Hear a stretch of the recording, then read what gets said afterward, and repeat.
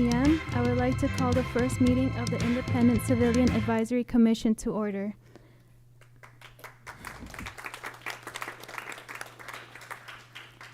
I will be commencing roll call of our soon-to-be commissioners. When speaking into the mic, please speak into the mic. When I say your name, please say present. Rebecca Carabes. Marco Durazo. Present. Michael Fisher. Present. Alexis Lewis.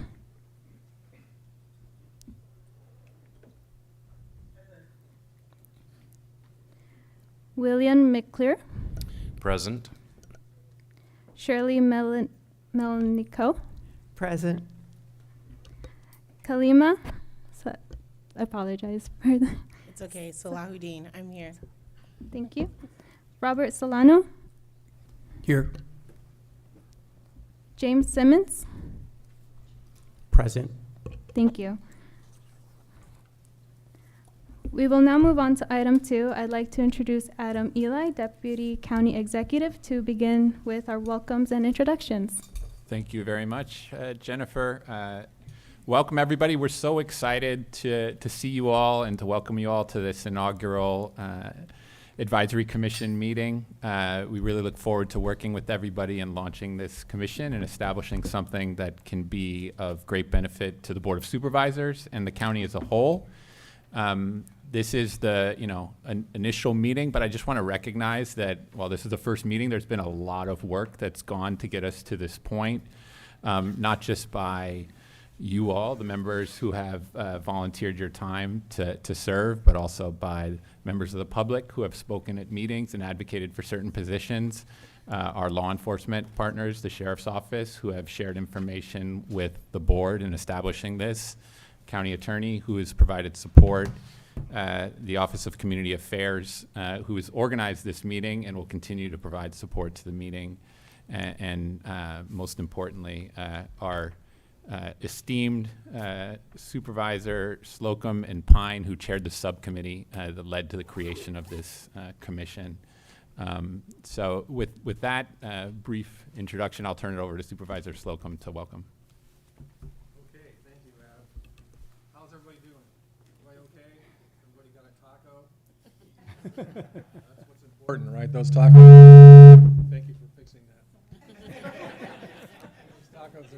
Those tacos are pretty good, I'll say. Welcome everybody to the newly appointed commissioners and to the audience and family members, friends. Let me make a few introductions if I could. Is that okay? I was given 2 minutes, so I might go over my time limit. Okay, very good.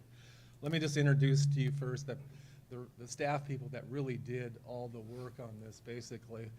And they're over at that table right there. The first one standing up right now is my Chief of Staff, Marcy Dragan. Thank you, Marcy, for all the work. Go ahead, give it up. Next is Linda Woolens, who also did a great deal of work. Thank you, Linda. And last but not least, Randy Trujillos, who really didn't do that much work, but he's a good guy, and thank you for being here. Also, I'd like to introduce to you a supervisor that's here. One of the newest supervisors, along with Supervisor Mueller, Noelia Corso is here. Welcome, Noelia. I know this is a topic that's very near and dear to Noelia's heart. If you've never heard in a board meeting any of her stories, she's got the very best stories of any supervisor. Thank you, Noelia, for sharing with us all the time. And finally, the county attorney, who's just back from an extensive Eastern trip, John Niblin. Thank you, John. I accidentally brought my wrong glasses, so forgive me, but is that Christina Corpus right there? I know it's Christina. Could you just stand up and be recognized, and thank you for all the work you do. As was mentioned, Supervisor Pine pulled up sick this afternoon and isn't going to join us, so we wish him a speedy recovery. And just know that he and I have spent a great deal of time on this, along with many, many staff in the county attorney's office, Adam, and others. It's been 2 years coming, but here we are tonight, all together, ready to take the oath of office. How exciting is that, Rob Solano? Is it exciting? Oh, very exciting. Okay, that's good. All right, so we're very grateful for all of you coming here tonight, volunteering your time. As we were talking earlier, I was talking with Shirley, this is really going to be interesting, educational. It's going to be challenging at times, but we're all going to have a lot of fun doing this in the next several months. Actually, Pine and I are termed out in January, so you'll have to figure out how to go forward without the two of us. I'm sure you'll do a very good job at that. Thank you. The topics that you're going to cover, some are very, very complex, some may be a little more straightforward, but we all have a lot to learn as I've come to learn about the sheriff's operation and how things are handled. There's just a great deal of subject matter that needs to be covered. Tonight, you're going to undertake the very exciting discussion of the Brown Act. How many of you have been to Brown Act training before? Okay, so you know how this is going to be very exciting. So this is the inaugural meeting, and I can't tell you on behalf of County Executive Callaghy and his staff how grateful we are for you stepping up for this adventure, and he sends his best.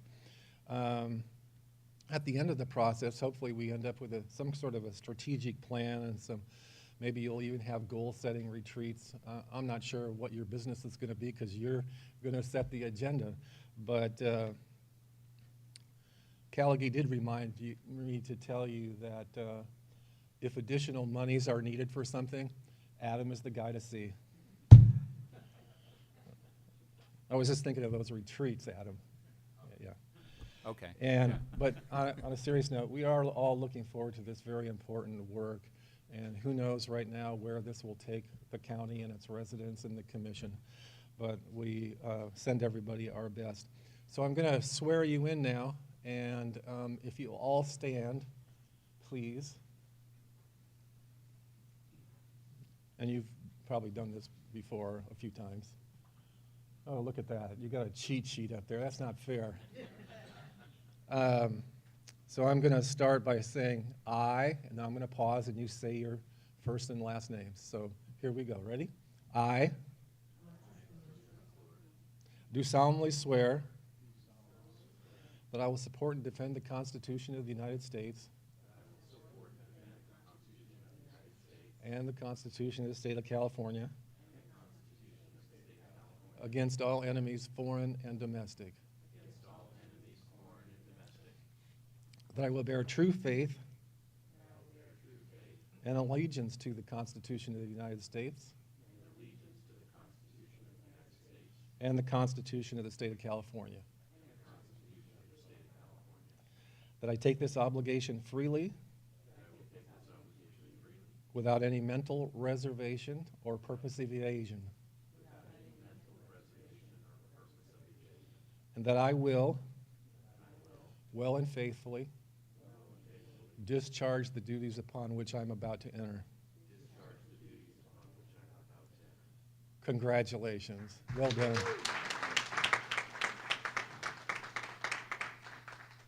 We do have oaths of office. I don't know if they're at your stations or not, but if not, we need you each to sign an official oath of office, and we'll collect that later. But you're now officially commissioners. Does it feel any different? Not yet. It will. Trust me. So that's all the housekeeping. What do I do now? Turn it over back to you? Yeah, sure. Thank you. Back to Adam. Thank you, Adam. Thank you, Supervisor Slocum. I just wanted to make a couple other brief introductions before we started. First, Emma Gonzalez, who is the Director of the Office of Community Affairs for the County of San Mateo. She is outstanding. Her team is outstanding. You will believe me over time, including today. They do great work, and they're going to be a great asset to this commission and its functioning. They help with the operations, the logistics, the setup, the brainstorming, everything that needs to be done to make this successful. The Office of Community Affairs will be your partner in that, and Emma Gonzalez will lead that work. Our clerk is Jennifer Castro, and she is equally as good as Emma and the rest of the team. I also wanted to introduce Debbie Schechter, who is going to be the facilitator for these initial meetings that we're going to have, as well as the retreat that this commission will have to establish its working plan, its annual working plan, which is part of the work you will be doing. Debbie has performed this function for 3 or 4 of the last commissions that the county has set up, starting with the LGBTQIA+ commission, and and continuing most recently with the Farm Worker Advisory Commission, which was set up in 2022 and has already had 6, 7, 8 meetings. So she's very familiar with this work and is going to be a great asset to you all as we move through the onboarding process and the launch of this commission. So I'll turn it over to you.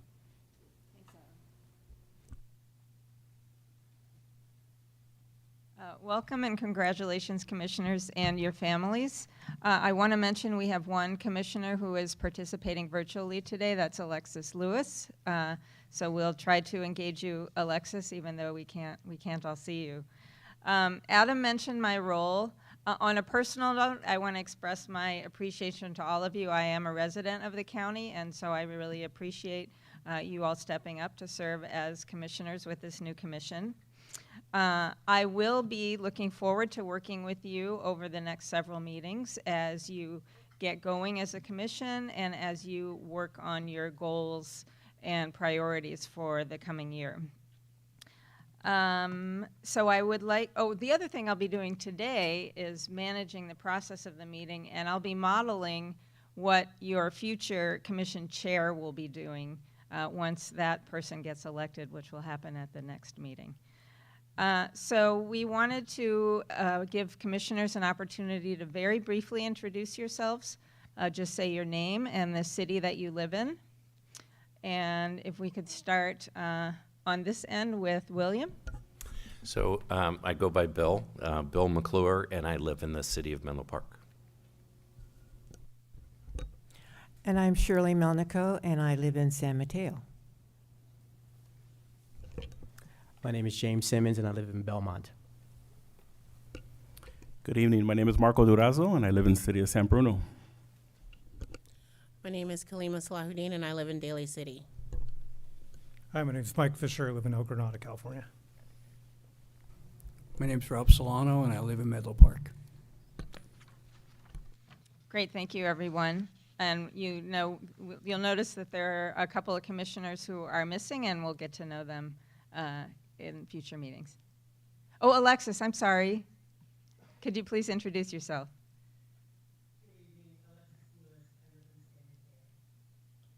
Thank you. I also want to note that the commission has 4 non-voting liaisons. I don't know if any of them are here today. 3 of them are from the Sheriff's Care Program, Community Advisors for Responsible Engagement. And 1 is a vacant liaison position, but it will be someone from the Youth Commission who will join in September. And so I just wanted to mention briefly that we anticipate the CARE representatives will be here for most of the meetings. Their invitations to this meeting kind of went out a little late, so I don't expect they're not here for lack of interest, but rather sort of late advice. Great. Thanks for that. So now we're moving on to agenda item number 3, which is presentations and training. And so I'd like to turn it over to Sheriff Christina Corpus to introduce herself and her team and provide an overview of the Sheriff's Office.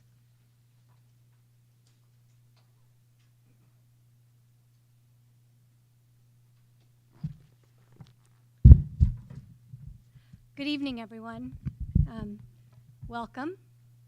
I'd first like to start out with thanking President Slocum and Supervisor Pine for all of their work and it wasn't easy. So I want to thank you for your dedication and your service. I'd like to thank some staff, Adam Eli. I'd like to thank Emma Gonzalez for all of her work. I'd also like to thank Marcy Drugan and Linda Woolen, as they were instrumental in putting this all together, and it was a lot of work, so I just really like to acknowledge them. Tonight I'm going to talk a little bit about myself, and then I'm going to talk about some of the programs that I have launched since taking office in January of 2023, and then introduce my team, and then open it up for any questions that you may have. But I'd like to also thank the commissioners. Thank you for stepping up and for your dedication. I appreciate you all being here and taking the role. This is a very important new step, and I look forward to working with each and every one of you and collaborating and moving the needle forward. So thank you. My name is Christina Corpus, and I am the daughter of immigrants. My mother immigrated from Nicaragua, which is in Central America, and my father from Mexico.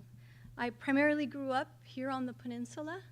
I grew up with, my parents instilled in me hard work, dedication, but also being a good person.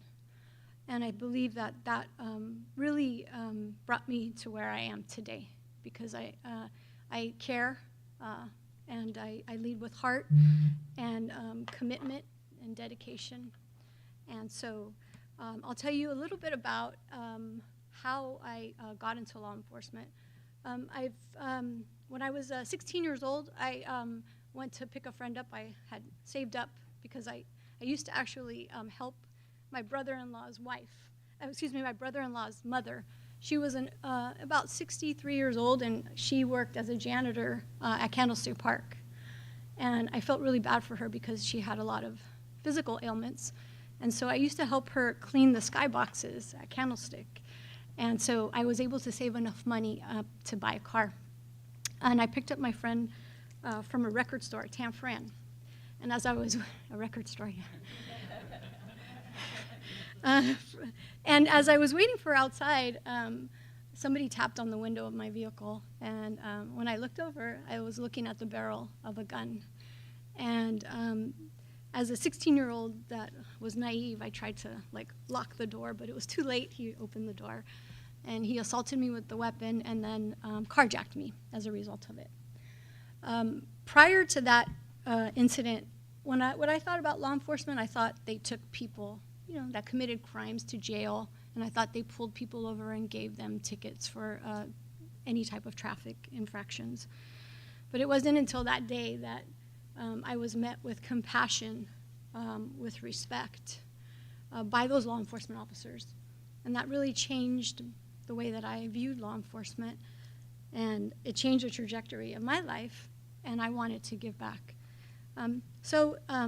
I started with the County of San Mateo in 1995, and I worked for the District Attorney's Office at the time, worked in our child support division. And during that time, it was really difficult to get a job in law enforcement, but I was able to get to know a lot of the law enforcement officers, especially the deputy sheriffs that worked in the courts. And there was an opportunity to join the sheriff's office, working in the capacity of corrections as a correctional officer.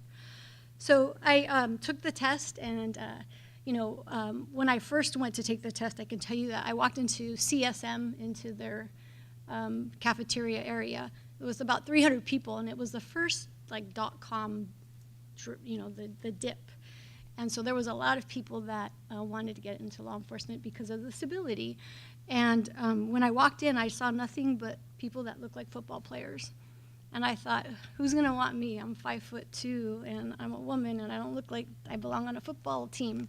But I just kept going in the process, and I could tell you that out of about 100 people that were in the process, there were only 2 people that were hired back in 2002, and it was myself and another female, which was very surprising to me. So I started my law enforcement career in corrections, and I could tell you that I was faced with a lot of adversity and challenges. What I believe brought me to where I am today, because I learned that when I was working in the jail, I saw a lot of things that needed to be changed. When I worked in corrections, I always wanted to know how people got to where they were. And what I can tell you is I learned a great deal about people. And a lot of individuals that were incarcerated were born into some very challenging circumstances. They were born into families where they had generations of recidivism. They had generations of abuse, drug and alcohol addiction. And a lot of these individuals that I met had been abused themselves. And it wasn't how you meet people, it's how you can try and change them, like the day those officers changed my life. And so I always kept that with me throughout my career. So I started out in corrections, and then I got a taste of wanting to help more and more. So I went to the police academy, and I had the ability to work in patrol for a very long time because I was one of very few women that spoke Spanish. And I was able to work in the coastal community. I was able to work in Woodside, Portola Valley. And then I was able to work really in North Fair Oaks, where I was able to utilize my Spanish-speaking skills. But I was also able to utilize just the understanding of the struggles of the people that were trying to give their families a better life. So one of my favorite positions was I became a school resource officer in Fair Oaks School, which is a school that existed in North Fair Oaks. So I met a group of moms that their children were born here, and the children assimilated, but they were having a hard time of understanding the ways of the school, the way the schools functioned, and just what their rights were, and they were very confused. So I started a mother's group, and we would meet on a weekly basis. We would have coffee, and we would have pan dulce, sweet bread, and we would talk about the challenges, and I would really try and give them the tools to advocate for their children, to know what their rights were, and what resources that the great San Mateo County had to offer. And I'll give you an aha moment that I had. So as a school resource officer, I always believed in being the guardian of the school, not an enforcer. And today, that still exists as sheriff. It's important that our schools trust who we are, and that we're guardians, and that we're not the enforcers of the school. So when I was pregnant with my daughter 15 years ago, these women that were in my group were all, they were very poor. They barely had enough money to feed their families. And they surprised me with a baby shower. So I drive up to their house, one of the ladies' houses, and I see streamers, and I see a cake, and I see presents and food. And when I drove up, for me to see that was the moment that I knew that they accepted me and I was a part of who they were. So as I went on in my career, I always remembered the value of people and how the impact that you could have on everyone. And so throughout my career, I went from correctional officer to deputy, and then I kept going, and then became a sergeant and was able to work with the Board of Supervisors and work in countywide security, became an internal investigator, which is not very popular, but I always thought that if there was something an allegation that wasn't proven, then I could give them, I can always look and see and at least do my due diligence. And if there's learning lessons, then we have to learn from our mistakes. And so then I became a lieutenant and always went back to corrections and worked in corrections because corrections is my home. And then was able to become a captain and work again in North Fair Oaks and lead the Headquarters Patrol Bureau. And then I became the chief of Millbrae and was able to do that until I became sheriff. I'll tell you, I ran for sheriff because the world expected us to change, but I didn't see the changes that were necessary. So I ran for sheriff. And what I can tell you is that in my, what I ran on was transparency, trust, and commitment. And it wasn't easy. I had a very slim chance of winning, but I'm here today. And what I can tell you is that my journey is why, what drove me was my grit, my tenacity, the belief that people can change, and the need for culture change. And that is why I'm here today, is because we need to change. We need to change the way that we deliver our law enforcement services. And, sometimes we inherited things in law enforcement that maybe other people are professionals at or are better suited for, and that's okay. We can say that that's okay. And so that's what I'm striving for. And so those are some of the changes that I've made. So I'll just talk a little bit about these some of the staffing issues that we've had, and I'll go along the lines without taking too much time. So when I became sheriff, our staffing issues, we had about 100 vacancies, and they were all sworn vacancies. Our current staffing levels, we're at about 75 vacancies now. Since I've taken office, we've hired 106 people. And that's because we've put a lot of effort into our hiring. And in between there, we've had some retirements. We've had some people move out of state. It's very expensive to live here in San Mateo County. But I'm proud of all the work that our office has done in hiring people. We've changed the way that we're hire, where we're looking not only at the person's resume, but we're bringing them in and asking them the questions about their public service, their volunteerism, the good things, and we look at people's hearts as well, because you can train someone to be a law enforcement officer, but you can't change who they are if they have a good heart or not.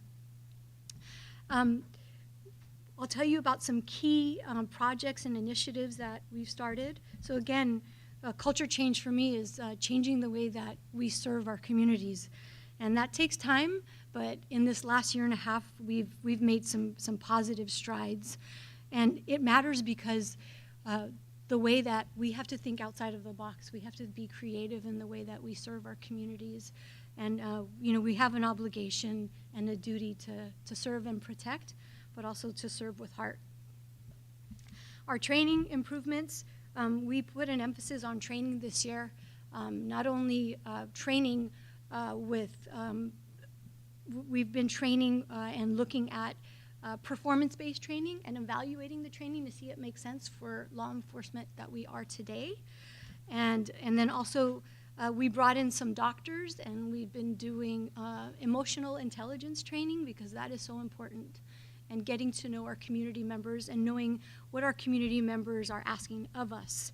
And when I say community, I talk about community externally, but then also internally in corrections. We have also focused on leadership, focused on wellness and mindful leadership, because we have to have leaders that understand the changes in our culture, the changes that are being expected of us from our communities, from the people that we serve. External, we've focused on community engagement, strengthening and building the trust within our communities. Everyone from our captains down to our community service officers are all engaged in the community. We've done some great initiatives that we have strengthened the trust between our communities, and we still are always evaluating and working hard at continuing those efforts.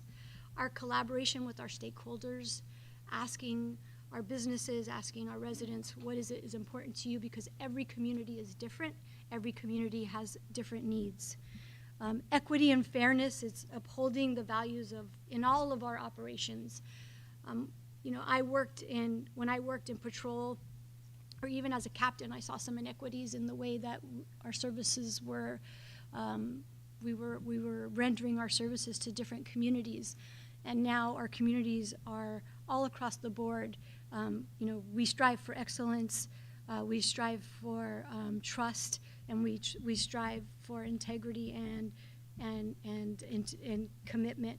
And so we have really emphasized that with our captains and our patrol and in our corrections bureau. And then what I will tell you is I'll talk a little bit about some programs and initiatives that we've done.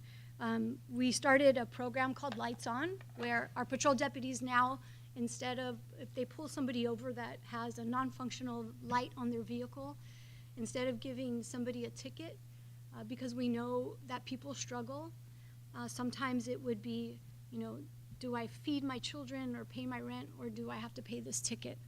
And we brought this program on because we wanted to have more positive interactions with our communities and know that we were a helpful hand.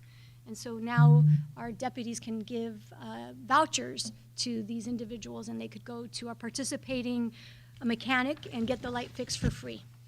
And since we launched the program, we've given over 80 vouchers to people that we've pulled over in San Mateo County. We started Officer Survey, which is an opportunity for, once our deputies go to a call for service, they give you their business card. On the back there is a QR code that will take you directly to their profile, and you'll be able to leave a survey about the service that you received with that deputy. And what I can tell you that at first I think people thought that it was going to be a lot of negativity, but it's been very positive. But there is a way that if someone is getting bad marks, then it'll send an alarm to their supervisor and their manager, and we'll be able to bring that person in and have and find out what's going on with them. Is it a training issue? Is it something that's happening in their personal life?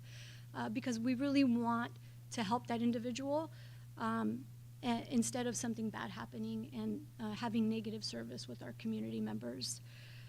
We started Project Guardian. Project Guardian is a free registry that is confidential, and it gives us an ability for our community members to register a family member, anyone that has any type of mental illness, somebody that may have autism or be on the spectrum, someone that may suffer from dementia or Alzheimer's. And it really, what it does is, once they're registered, we send them a sticker for their front window, their door, and also for their vehicles. And to complement this program, we also just concluded our autism training, where we had Dr. Laura Gardner from Johns Hopkins University, who is a renowned autism specialist, teach over 500 of our employees how to recognize when someone is on the spectrum and how to have positive results with them when we are responding to a call for service. What I can tell you is that since the training, it's already been utilized. We had a correctional officer working in our jail where there was a young man that was from out of the Stockton area, was arrested, 19 years old. And after he received that training, he was able to recognize that this individual was possibly on the spectrum, and went and called his parents, and they confirmed that he actually was on the spectrum. And we were able to get him the appropriate support in our correctional facility due to that training. So coupled with Project Guardian, we've had great success with that. And we want better outcomes. What I can tell you is that we've seen way too many circumstances where we've had officers not be able to recognize when somebody's on the spectrum, and then you see a video of an officer going hands-on with a child or a kid who's a teenager but may look older, and not because of not understanding that they were recognizing they were on the spectrum. And I don't want that impression for San Mateo County. We started our CARE program, which is the Community Advisory for Responsible Engagement. Those are 3 bodies of stakeholders, residents. One's on the coast side, we have one on North County, and we have one on South County. And that was something important to me, because that's an opportunity for us to understand the different issues or concerns that people have, because not every community is the same. And so we've been able to have, to meet quarterly. They've been in existence since February of 2023. And we were looking now at working on some initiatives together that are important to the care committee. We brought in compassion dogs. We have 3 compassion dogs now. And the reason why we brought compassion dogs in is because after COVID, we noticed that the children of our schools were still reeling from COVID. And we were seeing behavioral issues. And as a parent, if my child were to be sent on a rig to the hospital to be evaluated, and if I'm working, I would not want my child to be put on a rig without me there.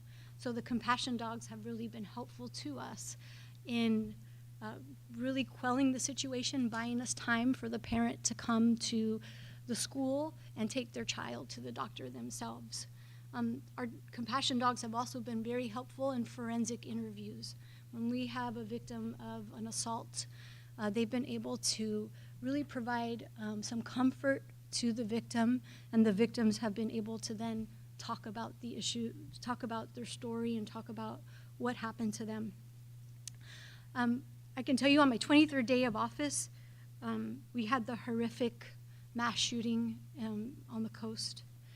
And when I arrived on scene, I was very surprised and taken aback that I saw so many kids that were on those farms. And prior to that, we had 2 farm workers drown in a body of water about 2.5 years ago. So I thought about how do we make a wrong a right? And so we started a program, a swim program on the coast, and it's called I Can Swim. And we took children, farm workers' children, and we put them through swimming. And so last summer we were able to have 100 kids from the coast side learn how to swim. And Star Camp, we just concluded Star Camp, which is a camp that we take kids from the county and we take them to La Honda, and we take them camping with our law enforcement officers, but really anyone from our office. And last year, we were able to take some children that were on the spectrum. I brought 2 paraprofessionals with us, and this year we took more children. And we've expanded Star Camp, and we now take children from East Palo Alto as well. So I just wanted to thank President Slocum for supporting our firework buyback program. The firework buyback program has been very successful. Last year we were able to, just in one firework buyback, we were able to collect over 400 pounds of illegal fireworks. And just to give you some comparison, LA County does one, and just in LA County alone, as large as LA County is, they collected 700 pounds. This last July, we did a collaborative effort with all of the law enforcement agencies in San Mateo County, and worked with the different fire agencies along the county, and we were able to collect over 700 pounds collectively this past July. In regards to our incarcerated population, when I first started in corrections, I could tell you that we can count probably how many people that were incarcerated that had that suffered from mental illness. That number has drastically changed today. 48% of our population is mentally ill. 70% suffer from alcohol and drug addiction. Our population is ill today. The mental health hospitals and facilities we don't have a whole lot left here in California, so we've had to pivot. And I can tell you I'm very proud of the behavioral health unit that I started in February of 2023, where we usually would have to put these individuals, have them alone in a cell, and they would have to be isolated from other incarcerated persons. With this program, we've been able to transform an individual that would do self-harm, that would not take their medication, and now they're out for 12 or 13 hours a day. They're able to be out with others. I had a call with a mother who had not had a conversation with her son in 5 years, and she was able to have a conversation with her son. So that program has been successful. We also have a detox unit where I go back to working at our women's jail, and I used to remember seeing the women that would come in that were addicted to heroin, and they would go through some very violent detox, and I wanted to change that. So now we have a detox unit where we have doctors and nurses monitoring these individuals that are coming in that are highly addicted. We have a Narcan program now where we have a Narcan vending machine in our lobby of our jail where people that are leaving our facility can go and take Narcan because fentanyl is a problem that we have, and it kills people. We also have a Narcan. All of our correctional staff has Narcan on their person, and now we have actually Narcan on the pods where an incarcerated person can, if they see somebody else, start to go down, they're able to access the Narcan and give the Narcan to that individual. Our mail, in 2021, we went to a mail system that we had tablets, and that was due to the mail being tainted with drugs. And so what I can tell you is that the mail now is, the drugs are so dangerous now that we have a duty to take care of people. And the mail comes in through the tablets where anyone can access it. And once they are released from our custody, they can get all the originals back from Smart Communications. It's the times we live in today, unfortunately, where we've had to revert to the mail system where these individuals now are able to get they're able to, through the tablet, and it's because of the dangerous drugs. And our population has changed. We now have state prisoners in our custody, where before they would be in state prisons, but state prisons are closing now. And so now these individuals are in our custody. We did start a program where we have an art program for kids where they're given the paper and the art supplies while they're visiting their parent. They're able to draw something for their parent, and then we give the actual artwork to the person that's incarcerated. So we are also making improvements to the food of our incarcerated community. I believe that processed foods are not good. They don't make any of us feel good. So we've worked on the menu, improving, doing more whole foods, doing more quality food. And we're going to be starting a program with our farmers where we'll be buying fresh produce and beans from our farmers on the coast, because when we support our farmers, then we're supporting our farm workers as well. Officer wellness is extremely important to me. I can tell you, when I was in our field training program, it was Thanksgiving morning. We had a call for service where there was an unresponsive toddler. And when I got to the house, Woodside Fire was pulling this little boy out of a pond. And I just remember his curly hair, his overalls, and Woodside Fire worked on that little boy for 45 minutes. And until the fire captain called it, they didn't want to give up. And I had to get, my training officer pulled me aside and said, you need to get through this call, you need to get the statements, but you can't show any emotion. And that was very difficult under the circumstances. A woman came to visit her grandmother as she was dying, spend the last Thanksgiving with her. She had an infant child, and then she had her toddler, and her toddler was able to get out through a broken storm door. As I finished up, my training officer told me he was going to drop me off so I could write my report, and he was going to go see his kids. About 2 hours later, he picks me up, he reads my report, and he said, okay, let's get back to work.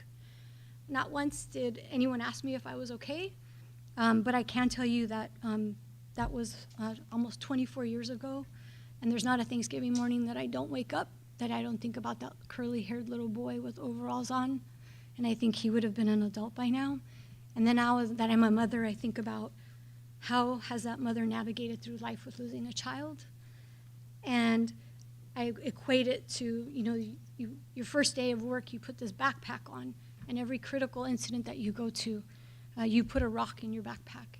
And unless you take those rocks out and put them back down, you're going to topple over one day.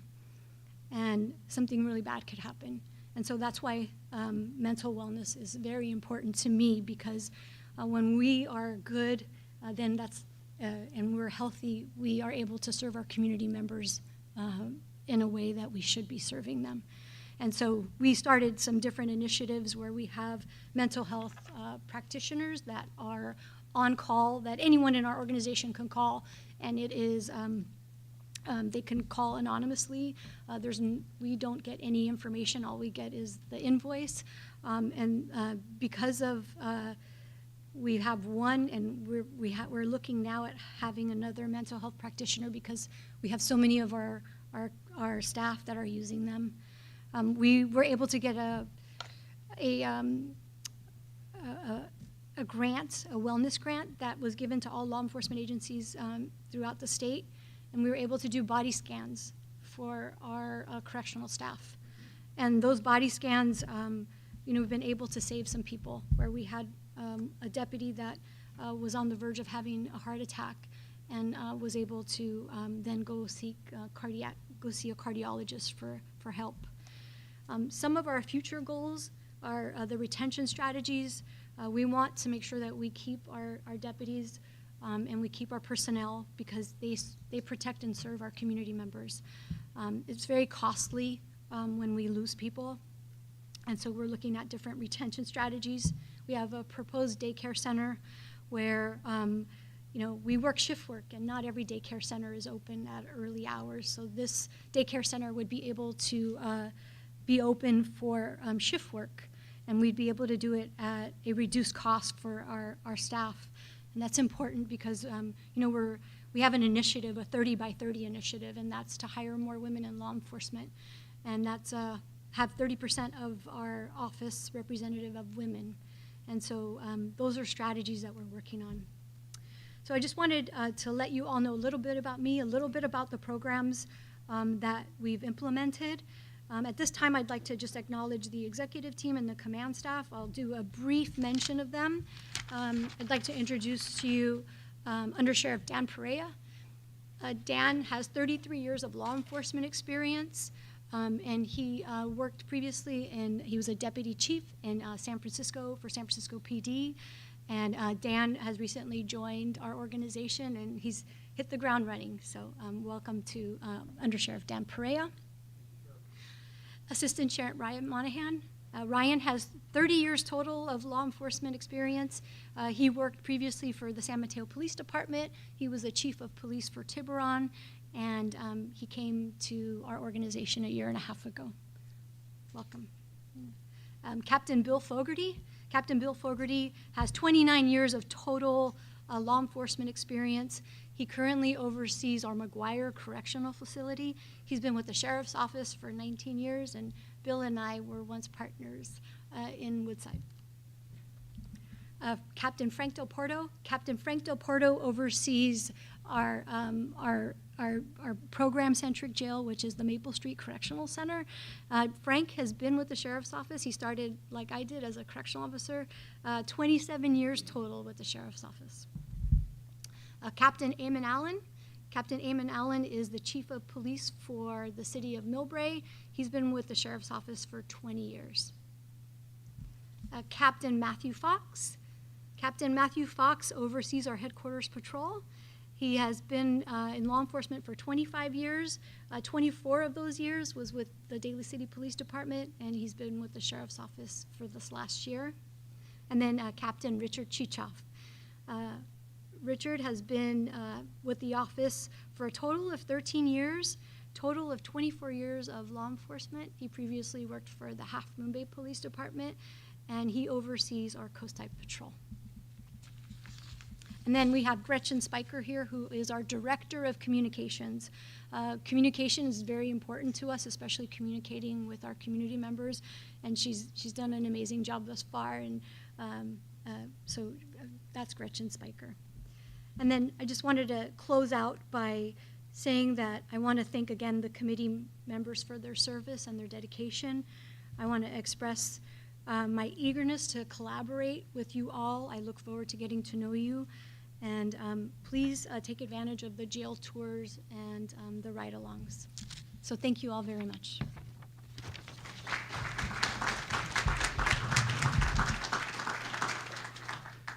Thank you, Sheriff. We'll ask you to stay up here for just a couple more minutes. Thank you for sharing your background and the programs that are important to you and introducing your team.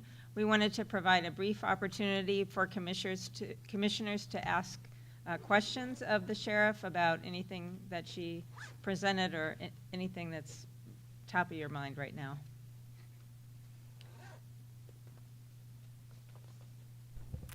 Hello, Sheriff. Could you tell us a little bit more about the in-jail programs? So we have two facilities. We have the McGuire Correctional Facility, which is across the street. That's our older jail. And then we have a jail that's program-centric. And actually tonight, I think I have Dr. Wagner. Is Dr. Wagner here? Dr. Wagner. Dr. Wagner oversees our programs in our facility. And so we work on different programs because what our job is really to do is to provide abilities and classes to try and help people so then they don't come back into our custody. And so we have programs, you know, I could tell you about a program that we started a few months ago, and it's a art program. So working in the women's jail, I learned that it's hard for women to talk about their trauma, and so we brought in art therapy. So now the women are doing art therapy through programs. We have domestic violence programs, not only for the victims, but for people that have been the aggressors. And we also have educational programs where people can get a high school diploma in our jails. We have NA, we have a whole litany of different programs that Melissa could actually talk to you a little bit more in depth, but we're always looking at expanding our programs because we want people to be successful when they leave our facility, and provide them with wraparound services so they have more success. We also work with Job Train, where we have individuals go to on-the-job training, so they leave our facility and go out to the facility in Menlo Park.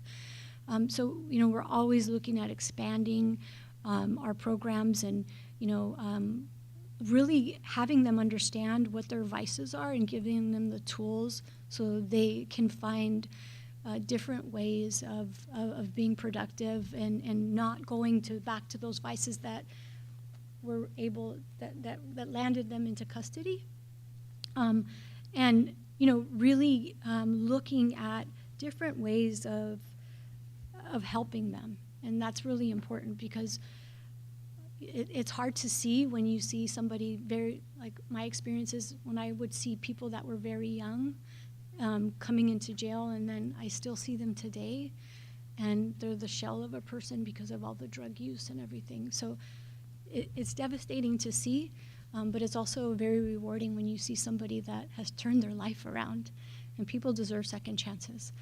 So we strive to do that.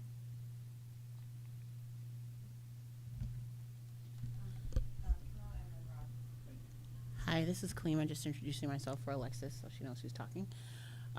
I have lots of questions, which I won't get into them now, but I'm just wondering, in the future, is there going to be some data or some other information to help with some of the fantastic information that you've given us today? So, for example, you spoke to community engagement and initiatives, like what are they? And then you spoke to that they help to improve the trust, like how are you gauging that? And what mechanism are you using to gauge those? For the traffic violation program, I think that's a fantastic program. And I'm wondering too, like, is there data around, like, are there disparities in traffic violation and in the lights? And has this helped with those, and in what ways? I also, for the QR code information, I mean, are there anything there, both positive and negative, that we can share? And so just a lot of these on the different programs, I'm happy to hear about the programs, but I also am, coming from school board, data driven. And so would love to see some examples of how you can tell and how you're gauging the success or Sure. where you need to improve. And data is what we go off of. So I didn't want to bring a bunch of data tonight because I was given kind of a format to follow, but I'd be more than happy to bring those back to the future meetings and provide that data to the commission. And just to add to that, you're going to hear a little bit more about the onboarding process that staff has developed to get you familiar with more of these programs, and so there will be many more opportunities for you to hear about specific programs from the sheriff's office and that information. And that's why I encourage the ride-alongs and the jail tours, because then you'll be able to see firsthand and really be in a car with a deputy and see how they serve our communities, and then you can gauge it and see how we're received by the public and our community members. So I welcome you to. And I'll just chime in really quickly that as part of the onboarding, as Debbie mentioned, we do have a special section that's going to be on data, because the sheriff has mandatorily collecting a mountain of data. Understanding what it means is important. Understanding what is already out there is important, and going through it. So that'll be that we think will be part of the onboarding, and then it will likely be part of the regular reporting that we get from the sheriff.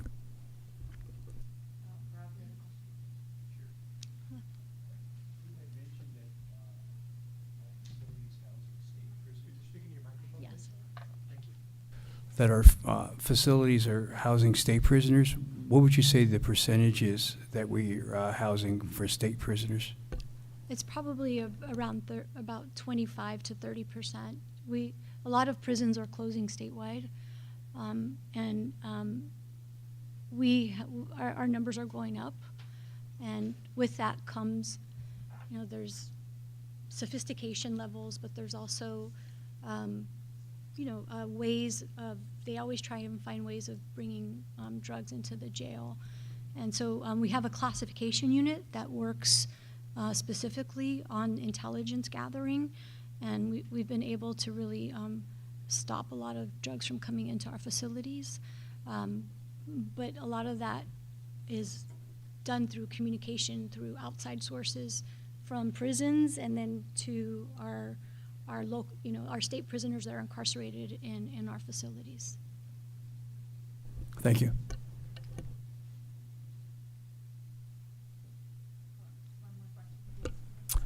Sheriff, thank you for the information. I appreciate your need and sense and desire to recruit more women, but can you just speak briefly about the racial demographics of the Sheriff Department at the moment?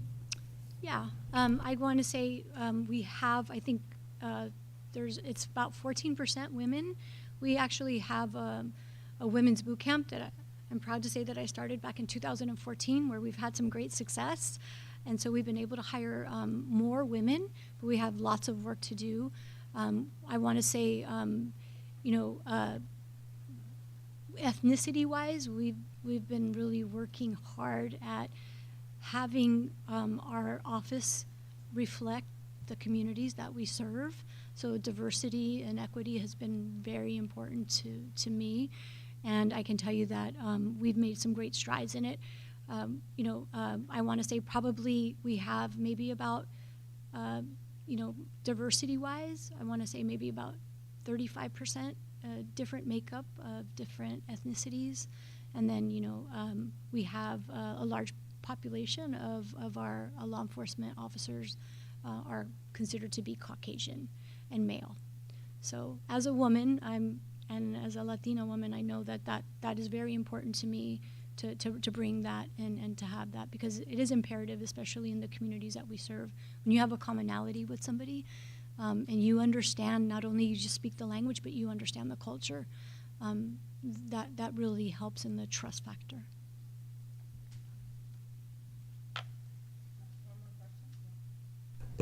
Thank you, Sheriff, for the introduction and the information that you provided on some of the services. Question particularly, specifically about Project Guardian. How do you get that information out to the public so they are aware that this is a program that they can use? How do you do that? Yeah. And then the second part is when you talk about the training of staff, could you give me a little bit of a perspective on what that training looked like? Mhm. How often or ongoing? What Yeah, does that look like? Yeah. So, okay, so the first part of that is that when we launched Project Guardian, we did a big push, but we didn't have a director of communications before. That was kind of the missing piece, and the missing piece is the external communication to our community members, because not everybody is on social media. So we can't just depend on social media, and we can't think that everyone's going to go to our website. So we're going to be launching an external newsletter to our community members, and so being able to obtain, we'll do a push so people could register their emails and get that out. So traditionally we've done, press releases, we've put stuff on our social media platforms, and then on our website. So, and then when we go out and talk, whenever I have the opportunity to talk about Project Guardian, it was important to me. I learned about Project Guardian when I was obtaining my master's degree, and there was a chief of police from Katy, Texas, whose daughter is autistic and nonverbal, and she thought, if I wasn't in law enforcement and somebody came to my house for a call for service, they would think that my daughter wasn't paying attention, so she started Project Guardian. And so that's really important for us to identify and recognize. And we have these toolkits for our deputies that they carry, and it has sensory items, it has flashcards if somebody's nonverbal, it has because when people are on the spectrum, it's from one side to another. It's not cookie cutter, and a lot of times you may not know because there's not a physical identifier if somebody's on the spectrum. And so we really want to try and help have better outcomes.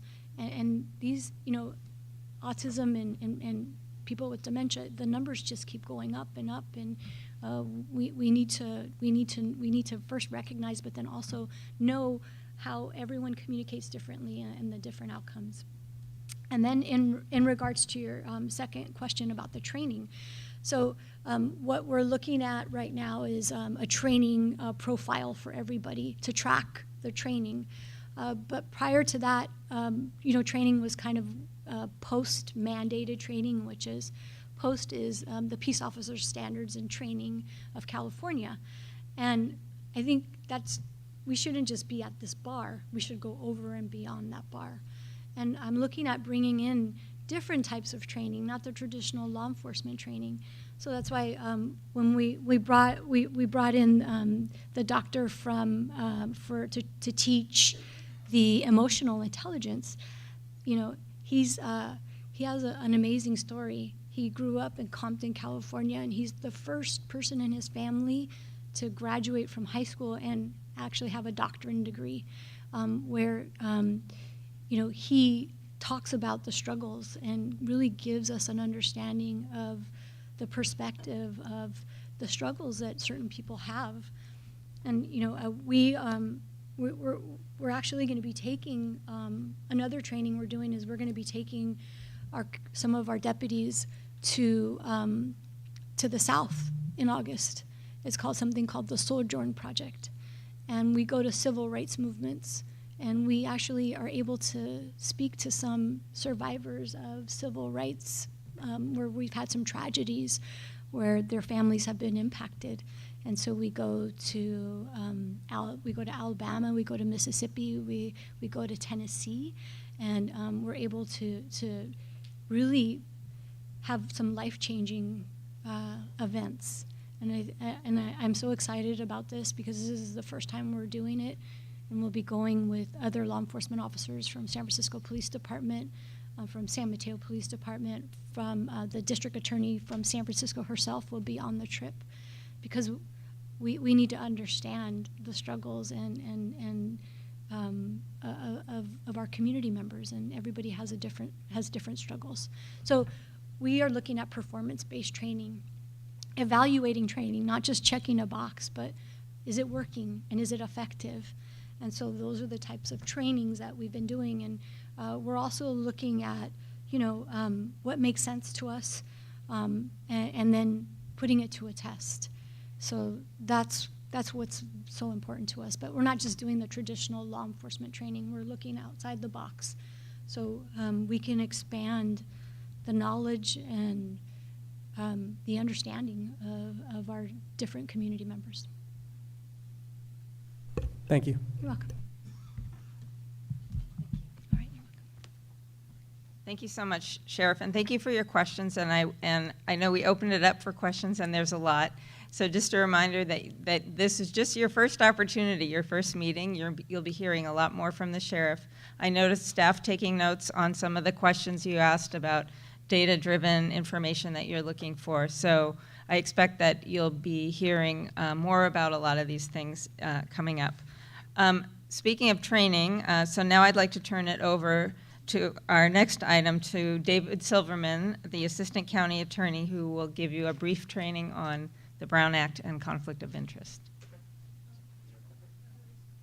I'm just going to tell you to advance. Okay, I'm going to sit right here. In contrast to pointing politely, which I usually do. I was given 20 minutes to do the Brown Act. We have a standard 25 slideshow that we normally spend 45 minutes on. I am going to fly through it. I'm going to go really, really fast. That's okay because this group, we've got board members on this group who've had this training many, many times. The gentleman sitting on my left has probably given it more times than I have, for sure. And so if folks want more training, I can do it one-on-one. I want to be respectful of everybody's time. I'd usually also introduce myself. I don't have time for that, other than my name is David Silverman, and I'm at the County Attorney's Office. My colleague, Tara Hoyman, is she back there? She and I are both advising staff on this commission, and we're going to work together with you throughout the year or years. Let's see.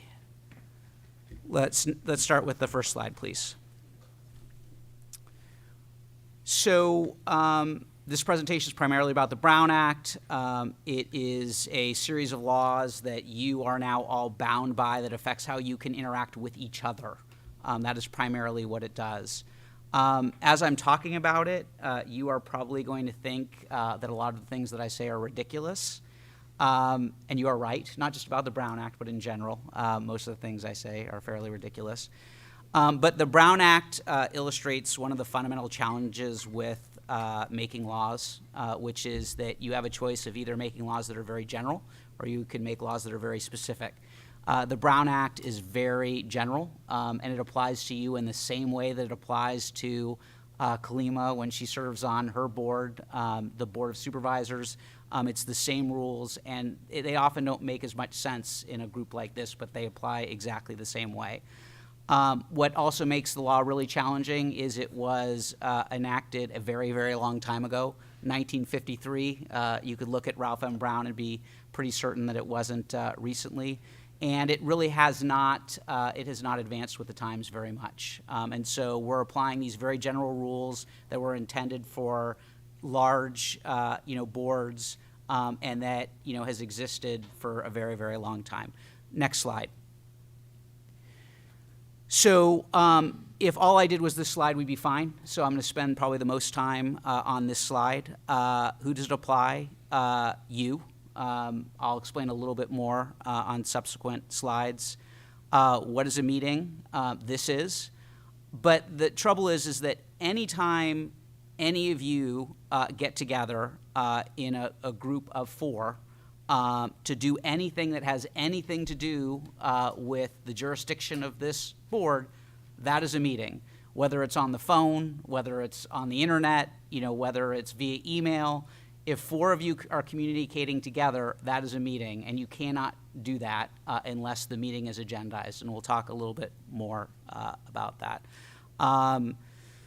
What are agenda requirements?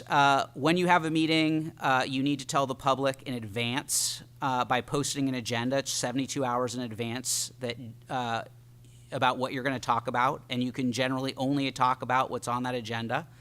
And you can only do what you say you're going to do. So, for example, if we're in a meeting and you're talking about something and it's super interesting and you want to vote on it, but the agenda didn't say you were going to vote on it, you can't vote on it. That's about all I'm going to say on the topic of agendas, because you have the staff for that. It's our job to do that right.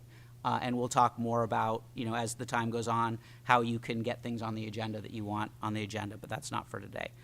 The public's rights. The public get to participate. There are no closed meetings. We must have a chance for public comment. There will be some tonight at the end of these presentations. The public has a right to attend meetings without identifying themselves. They have the right to record the meetings. They have the right to see everything that you see and consider in the meetings. Closed sessions. Closed sessions are when you can meet in private. I'm not going to talk much about that because, frankly, you're probably never going to have a closed session. But if you ever want to talk about something in private, we can talk about it. But chances are this body will never have closed sessions. And then finally, consequences for violations. I'm not going to belabor this. It is a crime if you violate the Brown Act.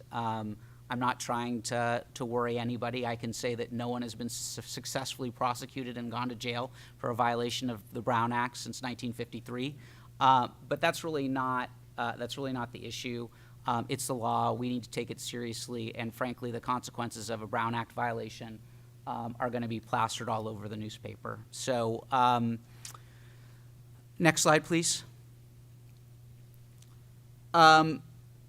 So I've already covered the first two items on the slide. I'm just going to note that exceptions to public access are very narrow. We really have to comply with the Brown Act.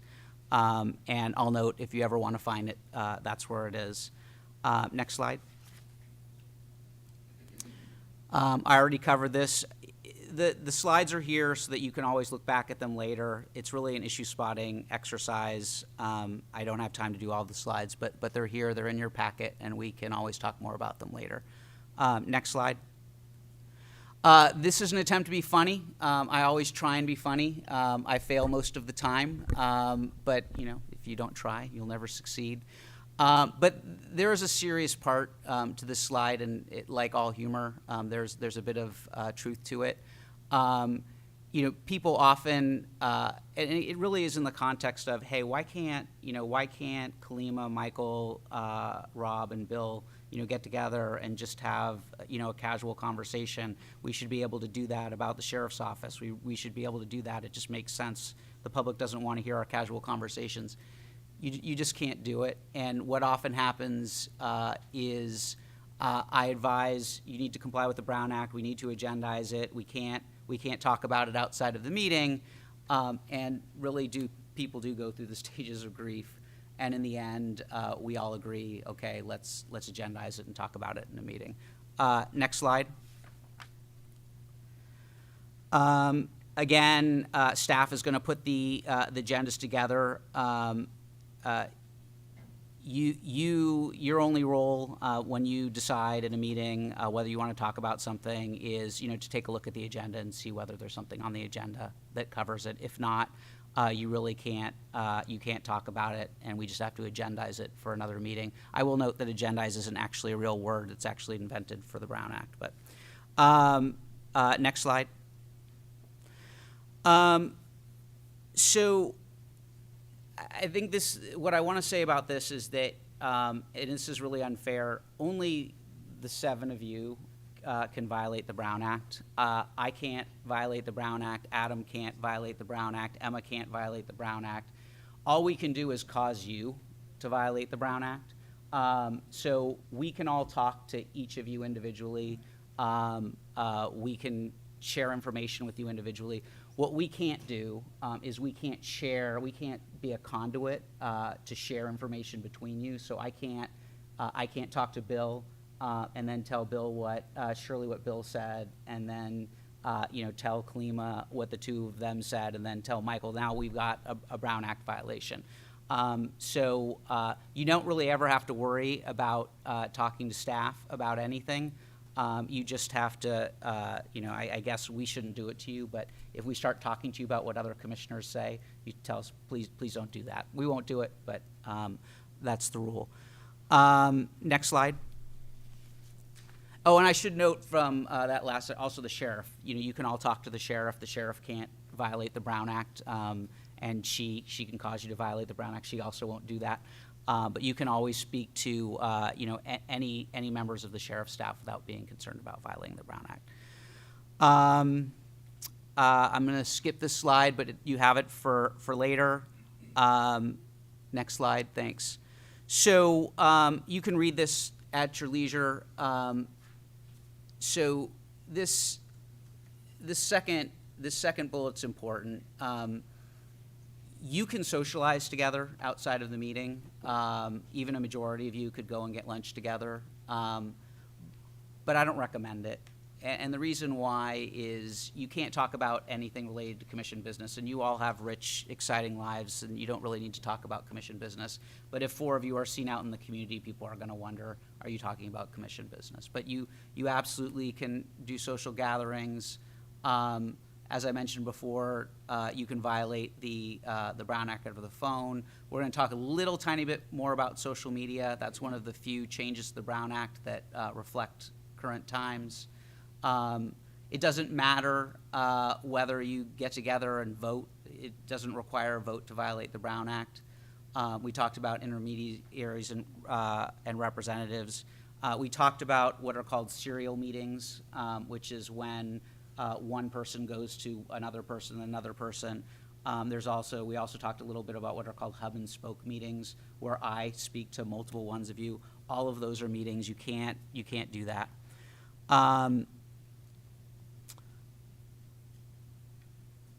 Next slide. So with respect to social media, I don't want to go through I'd love to go through the history. I mean, I'm fascinated by the Brown Act, and I really enjoy this. I'm rare in that. Oh, maybe you enjoy it as well. For a while, it was really, people did not know what was allowed and not allowed as far as social media. AB 992 actually cleared that up in ways that are really good and also really constraining. What is now very clear is that you can follow each other on social media. You can all follow all of each other, that's fine. But you cannot interact with each other on social media at all. And it's actually not intuitive because, and there's a special slide, I guess I'm stealing my own thunder. Your magic number is 4, right? So normally 3 of you can talk together and it's fine. But 2 of you cannot talk together on social media. I can't explain it. There's no rationale for it. It just happens to be the law. I'm highlighting because it is completely counterintuitive. You can't like each other's posts. You cannot comment on each other's posts, not one of you. Again, it does not make any sense. It is the law. Next slide.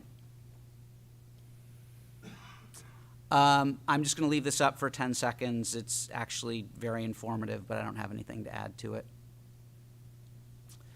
That's fine. You did great. You're doing great. Magic number is 4. It's because there's 7 of you. It's always going to be 4. But please don't dance close to 4. 3's okay. 2's even better.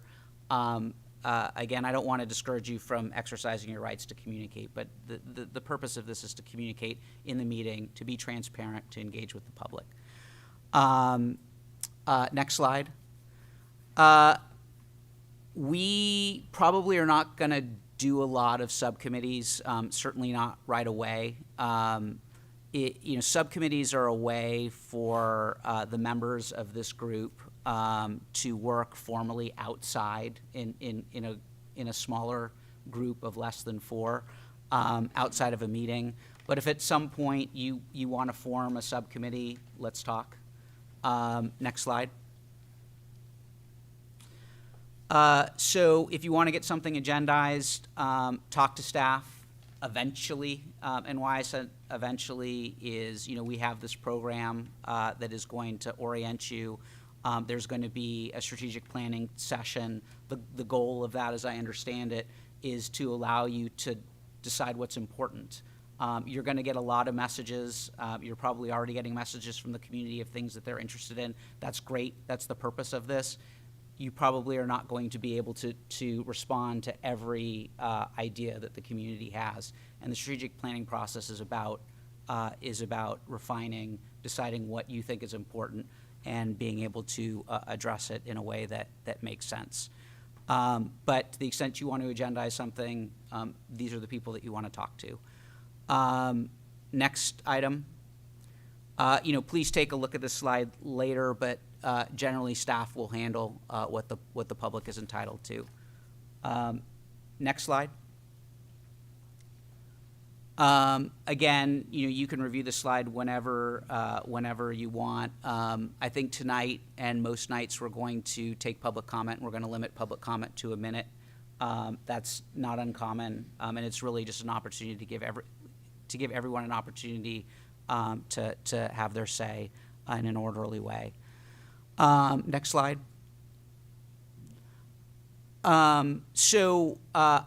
I want to emphasize public comment is not a question and answer session, and I recommend that, and it's hard. I recommend that in general, folks don't respond to public comment. It just becomes very disorderly. I'm not saying you can't, but again, if it's not on the agenda, all you could do is briefly comment, and the general best practices is let folks make their comments to the extent that there needs to be follow-up. There could be follow-up later. Next slide. No, we're probably not going to have any closed sessions. You're probably not going to be. But again, the purpose of this commission, one of the primary purposes of this commission is transparency anyway. Next slide. This is one of the partially a function of the pandemic. Things are a little bit more flexible as far as calling into the meetings, as long as we are doing a virtual setup like we are here now. There are some opportunities to call into meetings, and I'm talking you. The public is always going to be able to call in as long as we can facilitate that. It is discouraged. Actually, I'm going to talk a little bit more about that on the other slide. This slide is actually, I'm sorry, I got a little ahead of myself. This slide is about traditional teleconferencing rules.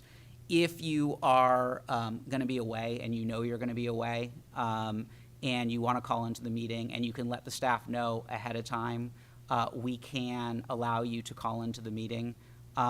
However, the location where you want to call in needs to be open to the public.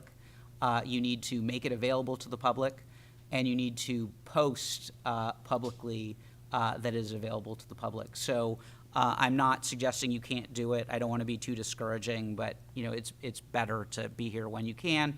And luckily, we actually have two alternates. So if you can't make it, we can always get the alternates here. And they can step in, and they're going to be great as well. Next slide. So this is where I was actually getting ahead of myself. The pandemic did create some additional opportunities for remote participation. It is limited. You basically to have a just cause, you need to either have a contagious illness, have a caregiving need, have a temporary disability that requires it. You need to be traveling on official business, not personal business. And if you are in one of those situations, you can call in twice a year, but we need to announce at the meeting why you're calling in. This new law also allows to call in cases of emergency. It's very, very limiting. And it actually requires a vote to allow it. The last thing I should just note, and again, if you call in, you actually have to have a camera It needs to be on the entire time. And all of these rules end up also requiring that we do a roll call, which is fine. We can do it. Next slide.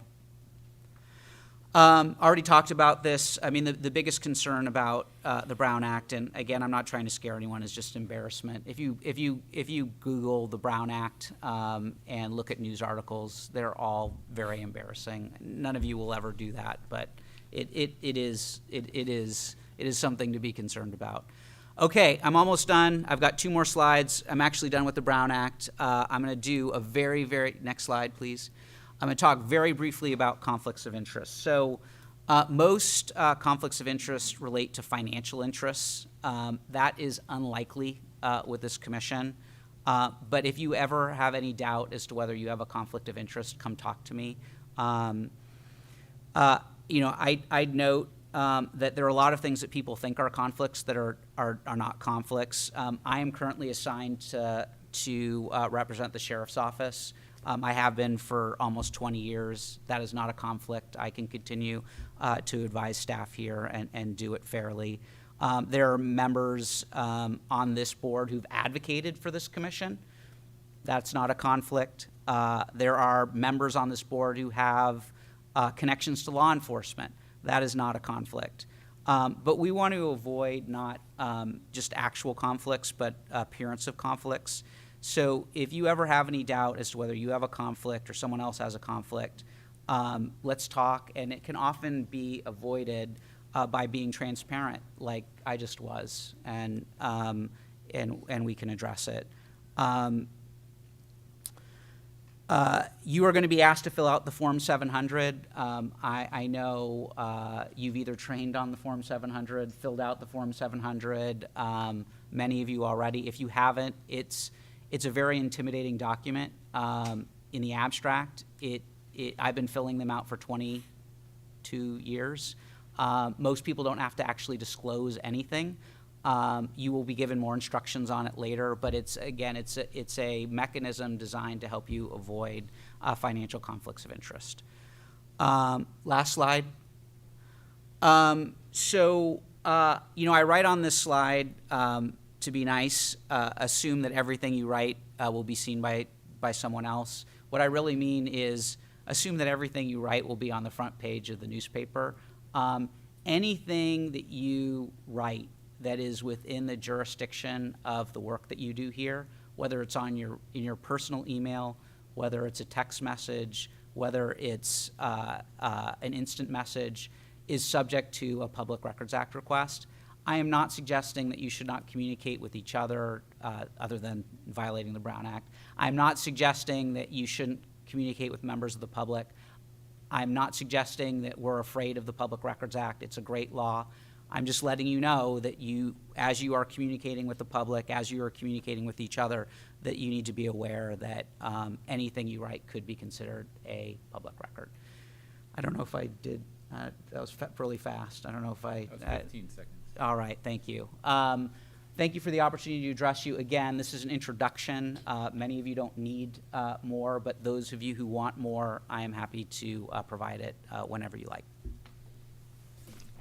I wanted to see if there's any questions for David about the Brown Act that come to mind immediately. Otherwise, as he said, he's available. I'm here. I'm not going anywhere. Yeah. I want to provide an opportunity for the sheriff to introduce one more member of her staff.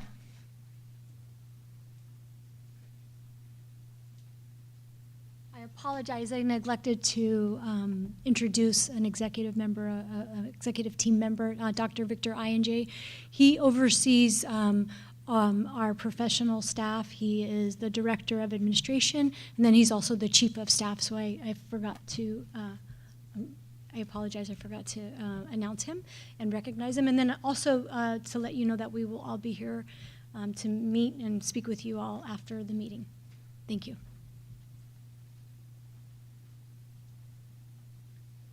Thank you. And while we're on apologies, I want to apologize. Kalima's name is misspelled on her name tent, and I mispronounced her name because I read it off the name tent. It's also incorrect in the binder, and we're making those corrections, so sorry about that. Yeah. Okay, so we're on the last point of the third agenda item. And this is an overview and discussion of elected positions. So I'm going to quickly give you an overview of the roles of commission chair and vice chair, because at your next meeting you will vote on these. So as you see from the slide, the chair is the leader of the commission.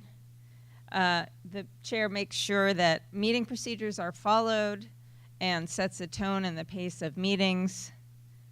The vice chair shares responsibilities and acts as the chair when the chair is absent.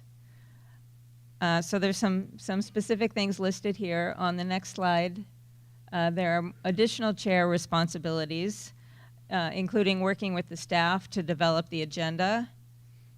I think David mentioned that. Calling the meeting to order, facilitating the meeting, and maintaining order and addressing disruptions.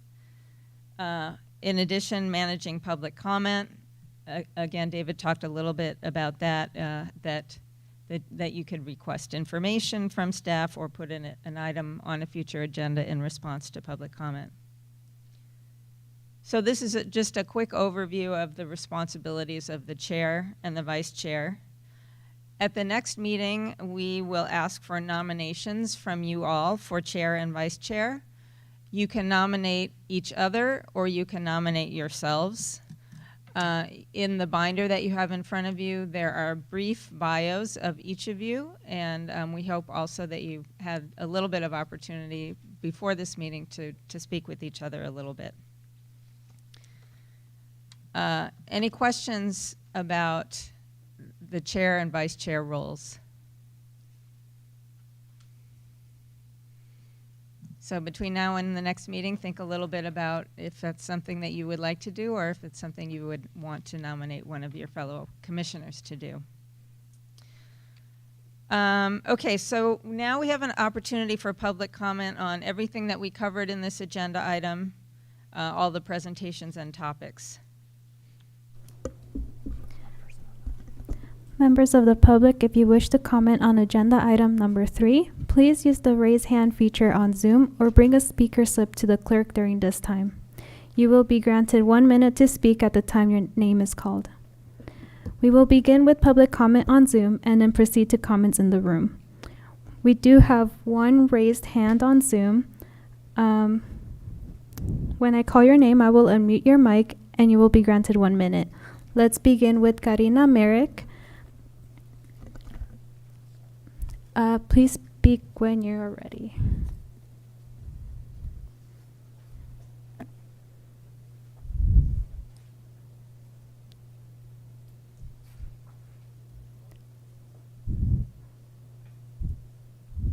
Karina Merrick, when you're ready. Can you please speak up? Yes.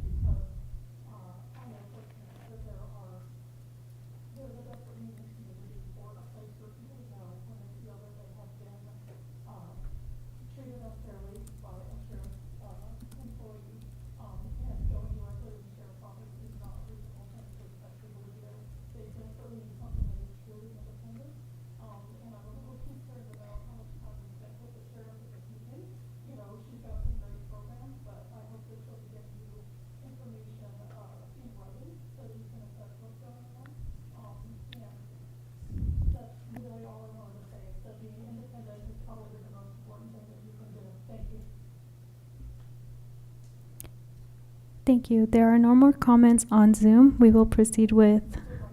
Oh.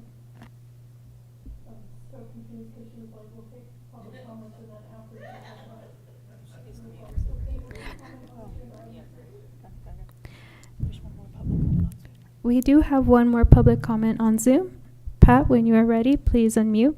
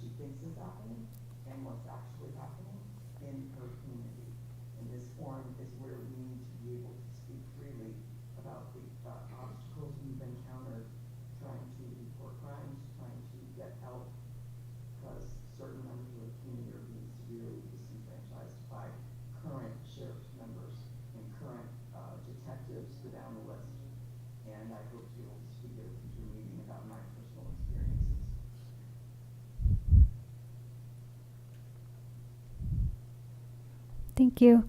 Caroline Vertogen? Yes, thank you. We'll proceed with Caroline Vertogen. Please unmute when you are ready.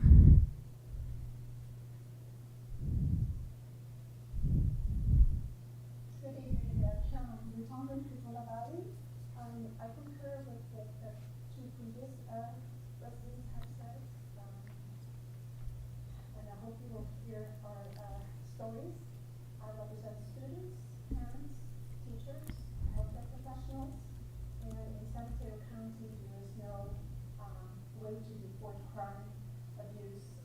It's all being swept under the rug, and there are no investigations. So I hope that this committee will change that, and I hope we will collaborate to make that change. Thank you. Thank you. There are no more public comments on Zoom. We will, no. Okay, there are no more comments on Zoom. We will proceed with public comment in the room. If you have a comment, please bring a speaker slip up to the clerk. There are no more public comments at this time.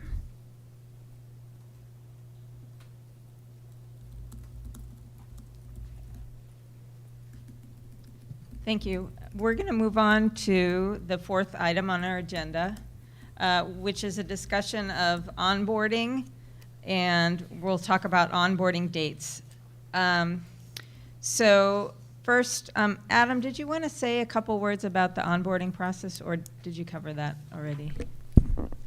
Just very briefly, that the team tried to reach out to some other organizations that have developed oversight groups or advisory groups to get some information about what worked for them in the onboarding, how much was too much, or whatnot. And so they worked really hard to try to come up with something that hopefully will provide the appropriate foundation and baseline for good work to follow. And that's it. There was a good bit of thought that went into it. Obviously, it's not totally baked, and if folks want to add things to it or change it, different perspectives is why we have this group. So that's fine as well. But I just wanted to emphasize that it's been researched a bit and thought out with the hopes that it will provide the appropriate foundation. Thank you. So I'm just going to provide a very high-level overview of some of the things that will be covered in the onboarding process. Next slide, please. Next slide, please. So there are a few key things that we're going to cover over the next several meetings. And again, your input obviously is welcome. This is your commission. At the next meeting, I believe we'll provide you with the boards and commissions training. So in your binder is the boards and commissions handbook. And so this is the training that the county has put together for all boards and commissions. You've already heard a little bit from the sheriff about some key programs, but there will be several more presentations from the sheriff's office about the structure of the office, priorities, key programs and activities. There will be some data presented, some of the accountability issues and key measures that are looked at. That's the next thing. Existing accountability structures at the state and local level that the sheriff's office is subject to. You'll be hearing about that. And then finally, we'll be working with you on your goal setting and work plan development process. So in the resolution that established your commission, and Supervisor Slocum mentioned this as well, you will be developing a work plan, and you will be reporting annually to the Board of Supervisors as part of your advisory role. And so that's something that we'll be working with you on. Next slide, please. Oh, whoops, sorry, not yet. I wanted to quickly just summarize what's in the binder that you received.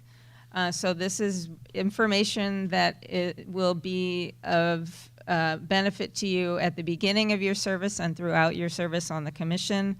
As I mentioned, it includes the boards and commissions handbook. It includes information on the Brown Act. There's a section in there for your meeting agendas and minutes. The resolution that established your commission is in there. And there will be other spaces for training information that will come up. Your commissioner biographies and contact info are in there, and there's a calendar in there as well. So this will be a resource for you as you continue your service. So next, we are going to talk about the frequency of your meetings, and we'll be asking you to discuss this briefly and to make motions. So we'll be deciding on some of these things. Next slide, please. So first, we want to talk about the frequency of onboarding meetings. So they will begin on August 20th. That will be your next meeting. And then staff has come up with a couple of options for your onboarding with the idea of onboarding happening more quickly and you getting up to speed more quickly. They're proposing that you meet twice a month on the first and third Tuesdays, plus a one-day retreat, or the first and third Wednesdays plus a one-day retreat.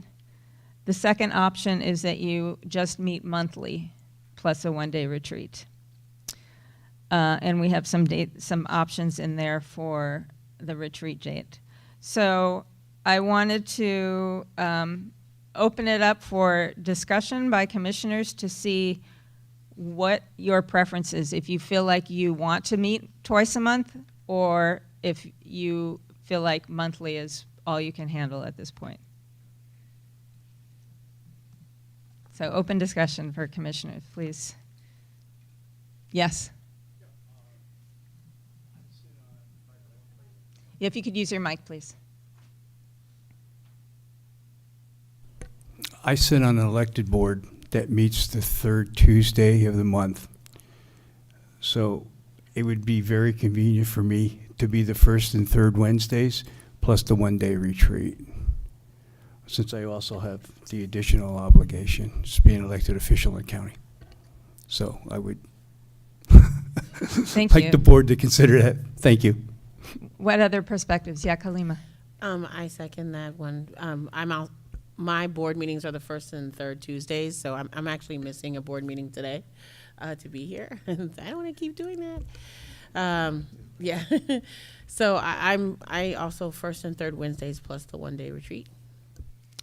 Other perspectives? Shirley? I concur on that, and I do think we need them more frequently, at least at the beginning. Just a quick question on the frequency. For how many months are we looking at for onboarding? Thank you for asking that. So this is essentially through at least until November when you have your retreat. Got it. Yeah. Thanks. Any other thoughts or concerns?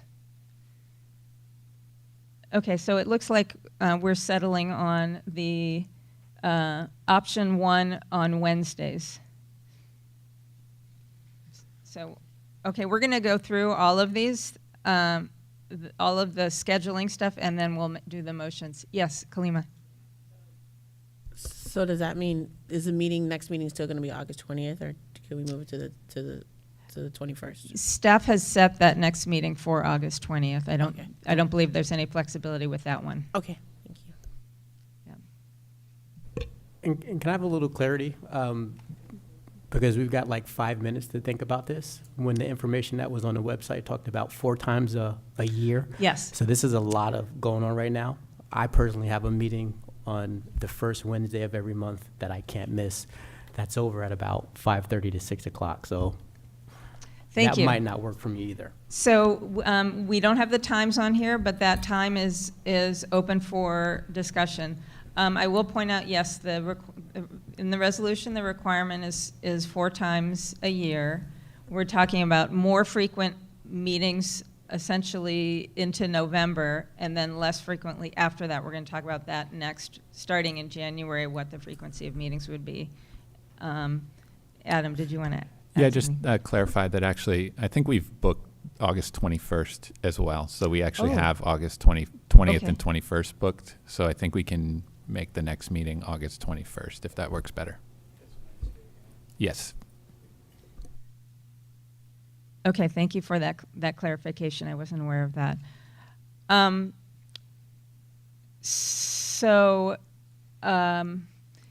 This doesn't list the times. I believe that the times that staff had discussed were 5 to 7 or 6 to 8. That's not on the next slide. I think that's on the following slide. But since you brought that up, James, is that something that you all, and yes, this is asking you to think about your schedule for the next several months in a very short period of time. It's part of the regular meeting discussion. Okay. So we'll move into regular meetings and then we can revisit this. So as I mentioned, for onboarding, those meetings would be more frequently until November. Regular meetings beginning in January, we have a couple of options. You could meet every other month, so 6 times a year, or you could meet monthly, which would be every month except December. So this would be for your regular meeting starting in January.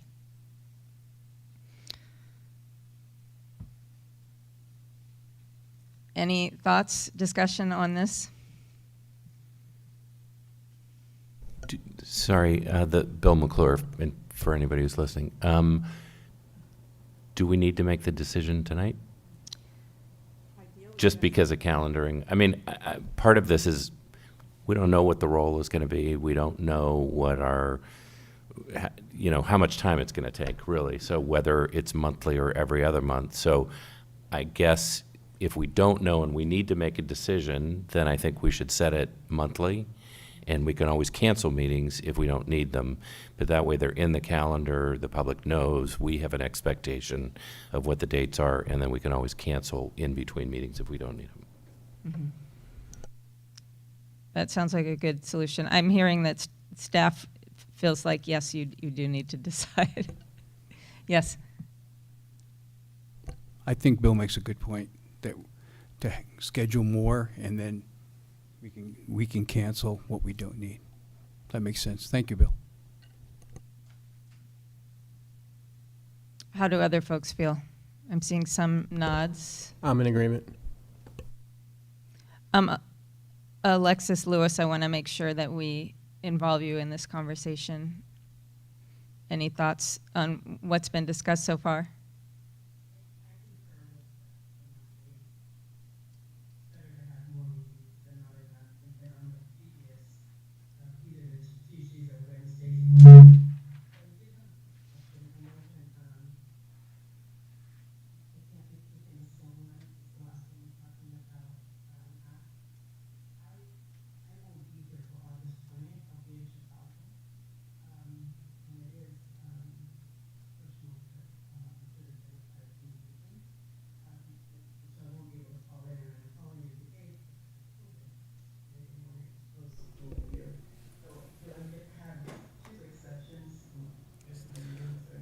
So great news.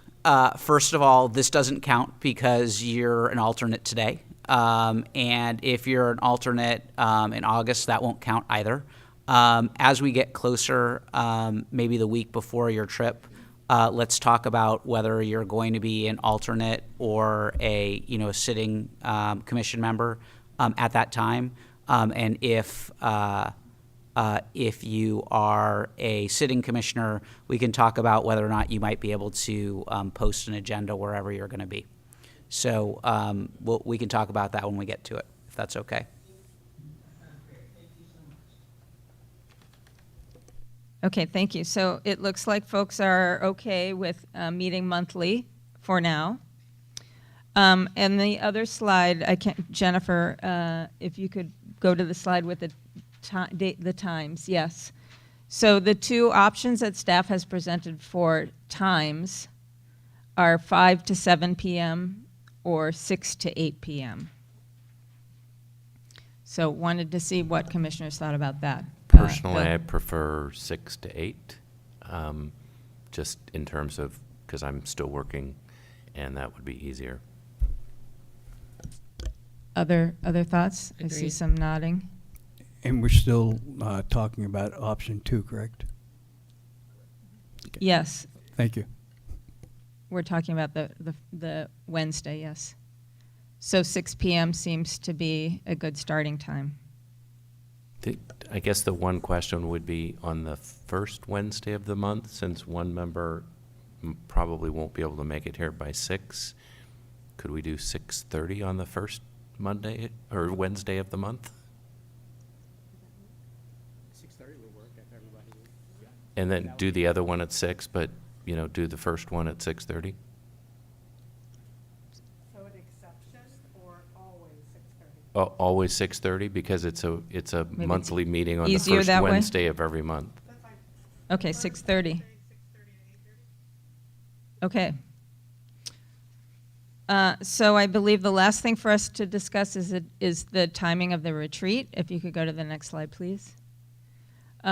So we are proposing 2 dates based on the amount of time we think it'll take to get through the onboarding and based on availability. So both of them are on a Saturday, November 2nd or November 16th, approximately 9 to 3 p.m. I believe the staff preference is for the earlier date, but we would like to hear what you all think. Option 1 is fine with me. Yeah, I got The a other- oh, sorry. Oh, wait. I have a conflict for November 2nd. 16th is better for me. Okay. Other input from other folks?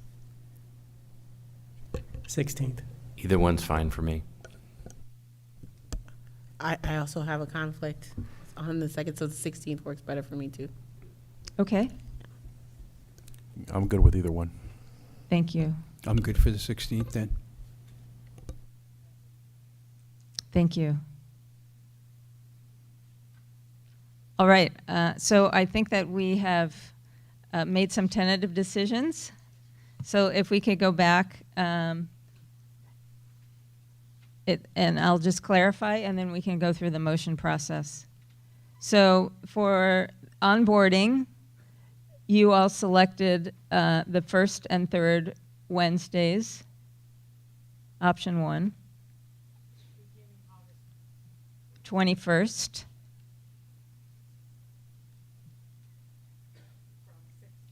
From 6:30 to 8:30, thank you. Next slide, please, for the regular meetings. I think August 21st would be at 6 o'clock, because it would be the third Wednesday. So we do the third Wednesday of the month would be at 6 p.m., and the first Wednesday of the month would be at 6:30. Can we just do Would- them all at 6:30? Yeah, that's fine. Yeah, I think that If reduces it's okay confusion. for staff, If it's for staff it works actually better, then we know it's exactly. Yeah, great. reduces I confusion. mean, that works for me. Yeah. Thank you. Thank you for problem solving, though. And then regular meetings, we're agreeing on every other month. Every month. I'm sorry. I knew I was going to struggle with this. We're agreeing on every month, and this would be again the first Wednesday at 6:30.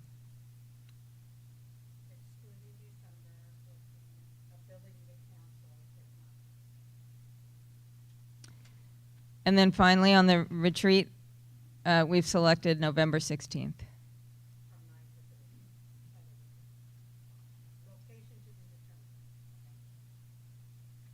All right, so you, So moved. thank you. Second. Could we go to the motion slides? Second. Oh, public comment. Okay. Thank you.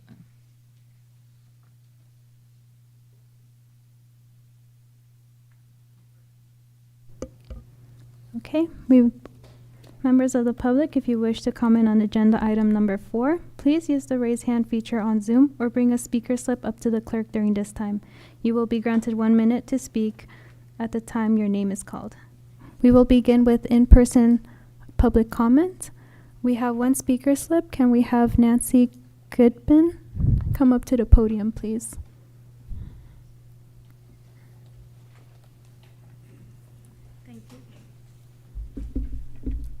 Thank you. I'm Nancy Goodman. I live in Redwood City, and I'm a member of Fix and San Mateo County. And first off, I want to thank everybody who's here for stepping up for this such important service. I just have 2 requests for scheduling. Thank you for going with the monthly meetings. The work you're doing is so important that I think that's a really good idea. And the second one is please consider 2 minutes for the public, because this is the only opportunity really for public input, and public outreach is one of your key responsibilities. So thank you so much. Thank you. We do have 1 hand raised on Zoom. Elsa Schaefer, can you please unmute when you're ready?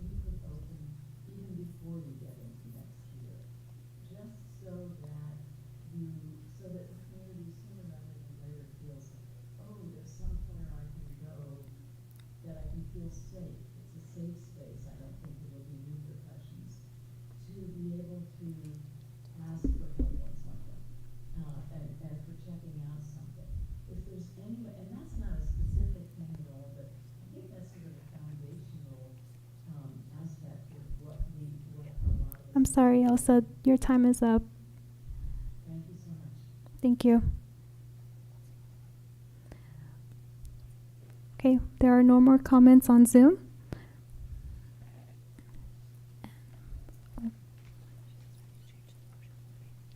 All right, so we can move on to the motions. So congratulations, you're about to make your first joint collaborative decisions as commission members. Do we have those slides for the motions, Jennifer? Okay.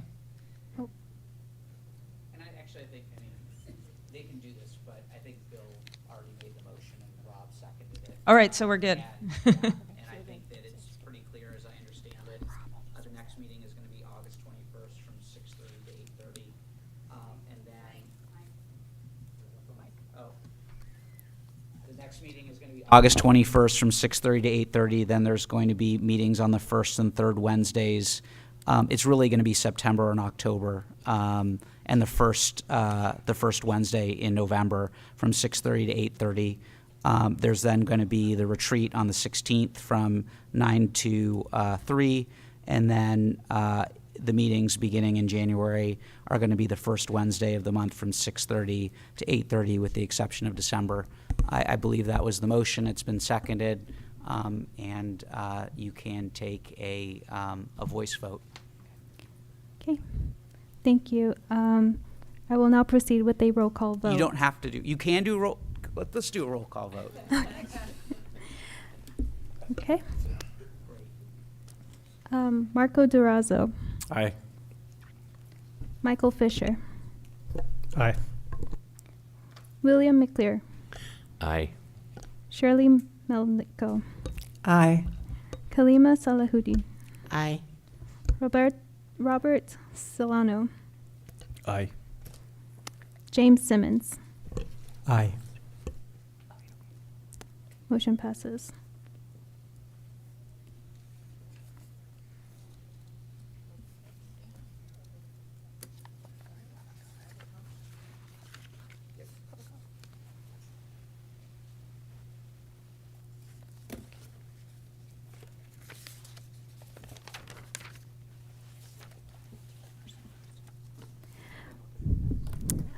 We will now move on to item number 5, general public comment. This item is reserved for persons wishing to address the Independent Civilian Advisory Commission on topic within jurisdiction of the commission, but that is not on the agenda. Public comments on matters on the agenda shall be heard at the time the matter is called. Please fill out a speaker slip. The commission may not discuss or take action on items not on the agenda.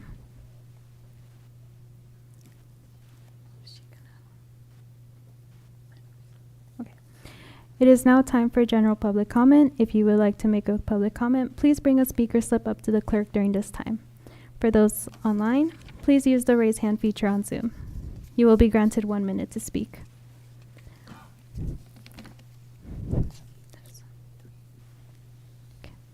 Please note we did receive 3 written comments received prior to the meeting. They were shared with the commission and posted to the Independent Civilian Advisory Commission website.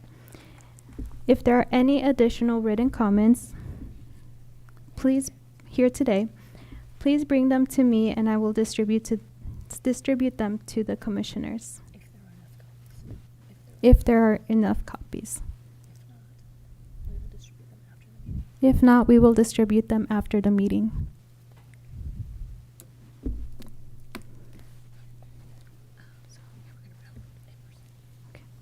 We will begin with public comments in person. We have 10 speaker slips. We will begin with Bill Newell.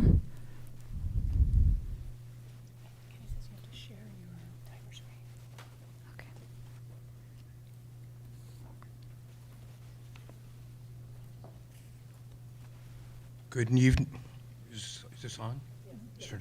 Good evening, Commission members. My name is Bill Newell. I'm a 35-year resident of Redwood City in San Mateo County. I'm here on behalf of the San Francisco Peninsula People Power, and we have a letter that we have copies for each member of the commission, and we're simply asking the commission to consider, as you go forward, the need. We do a lot of work around the right to vote and registration, and we would like to see that happen inside the jails. Because many of the people who are inside the jails are eligible to vote or could be registered to vote. And so we're simply asking for that to be considered by the commission. Thank you. Thank you. You want to distribute that? Up next is Nancy Goodman, following Deacon McComb.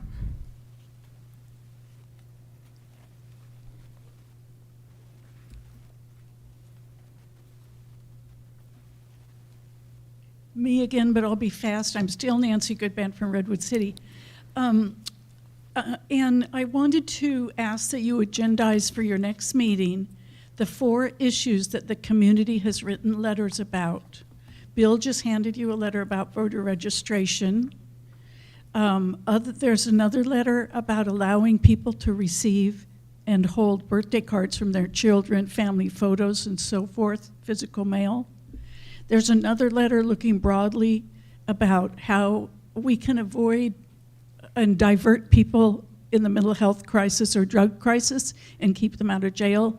And I have a letter I'm going to hand to the clerk asking for independent process for outside complaints about sheriff.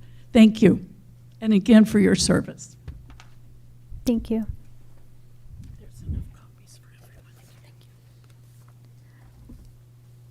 Up next is Deacon McCombs, following Kate Phillips.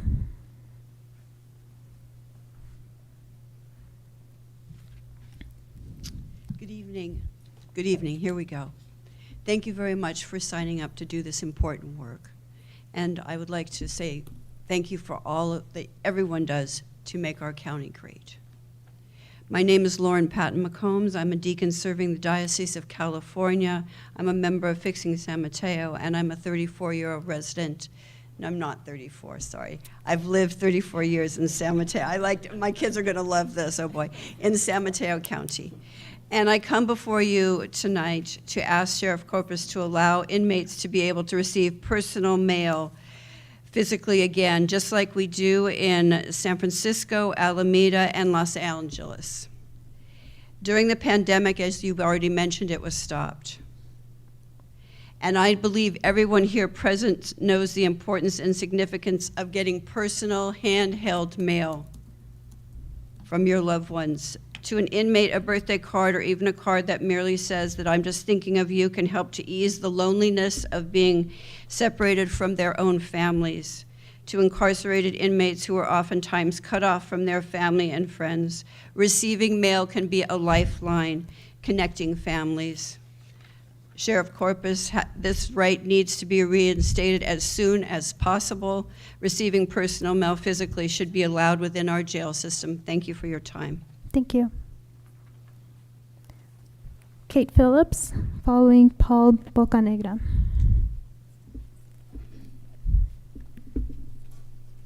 Hi, everybody. My name's Kate Phillips. I'm a longtime Burlingame resident, and I'm here tonight representing the Board of Directors of NAMI San Mateo County, which is 50 years old this year and a founding branch of the National Alliance on Mental Illness, which is America's largest mental health nonprofit. At NAMI San Mateo County, we're very concerned about 5 deaths that have taken place in McGuire over the past year and a half, 2 by suicide and 2 drug-related. 2 of those 5, and 2 of those 5. We thank the county and all of you new commissioners for working to promote public safety through oversight of the sheriff's office. And tonight we have 2 main requests of the commission. First, we ask you to initiate an independent review into the circumstances of these 5 recent deaths in order to identify preventative measures for the future. Second, because jails are not the proper setting for treating mental crisis, we ask the commission to urge the Board of Supervisors to establish and fund new and adequate diversion programs for those in mental health crisis, including the 24-hour drop-in respite center that has already been recommended by the Behavioral Health Commission. Thank you. Thank you. Paul Bocanegra, please come up to the podium. Following Trina L. Patton. Thank you.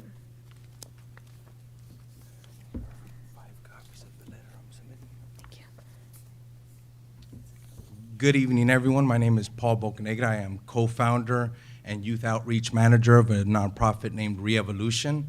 I am here, first mode of business is the mail policy. None of our maximum security prisons, not even Pelican Bay, are operating in the mode we are. I am here supporting family reunification, being raised in a cage. My father and my mother both passed away while I was in that cage, and I still have their letters to this day here at my house here in Eagle Hill. I also want to thank our newly elected sheriff for the tremendous work that her and her chief of staff, Mr. Victor Anaya, have done. Hearing the art program that these kids are able to do and then have that delivered to their parents is a step in the right direction. I was unaware of that, so I want to condemn the sheriff and her staff for supporting that portion of family reunification. And I also want to thank you commissioners for volunteering for this very important role for the community.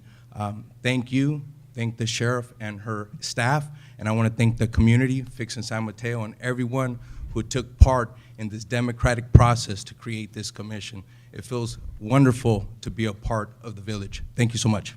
Thank you. Trina Patton, following Jim Lawrence.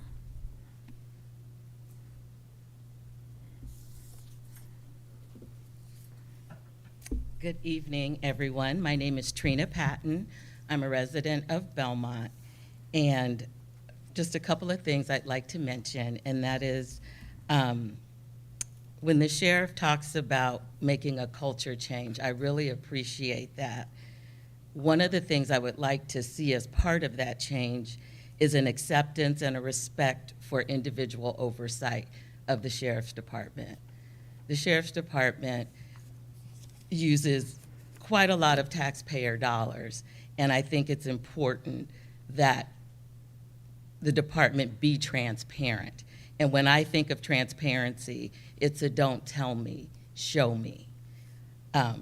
So I also think oversight provides the opportunity to be proactive as opposed to reactive.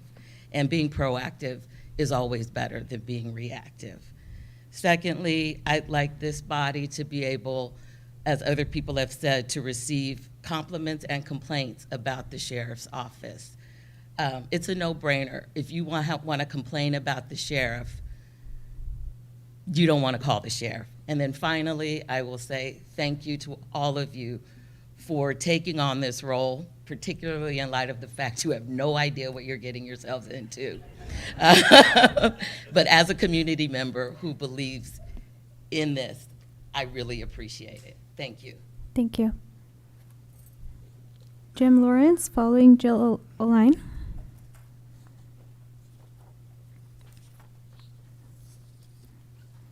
Good evening. For the record, my name is Jim Lawrence, Board Chair of Fixing San Mateo County. First of all, let me thank all you for volunteering your service and time. But I do want to make one amendment to what was said earlier today. This advisory commission, the seed of it was from not only one, but Nancy Goodban at Fixing San Mateo County. Had she not pushed, had Fixing San Mateo County not come forward, this advisory commission would not be here. So I cannot let this meeting go forward without having Nancy stand and let's acknowledge her work for the past 2 years. Thank you. Thank you. Jill Oline, following Eric Sapp.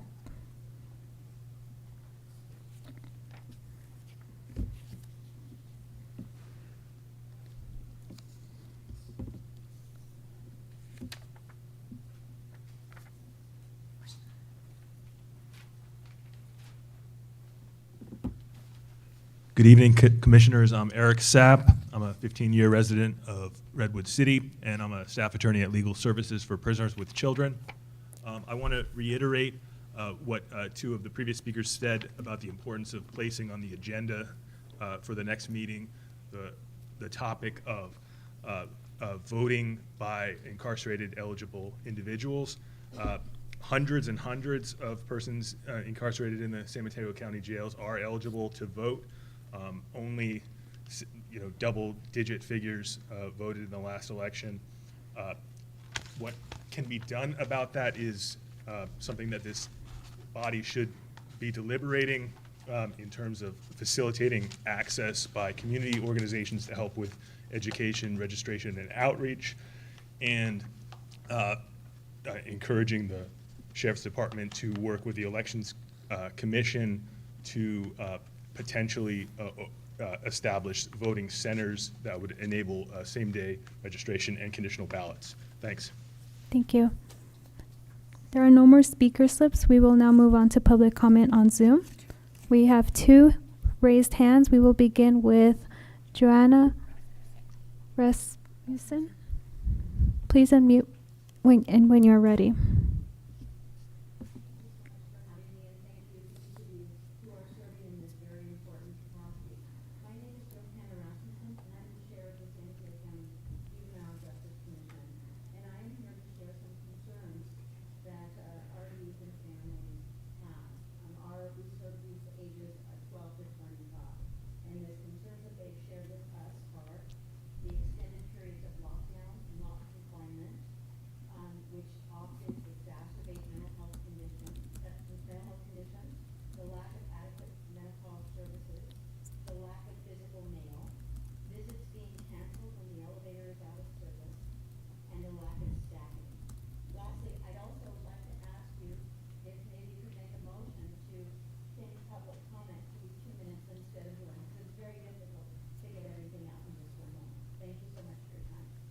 Thank you.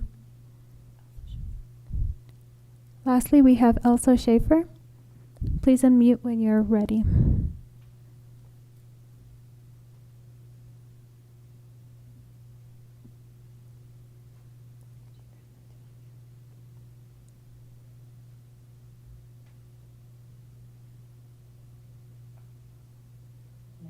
Thank you. The other name wasn't showing up on that screen.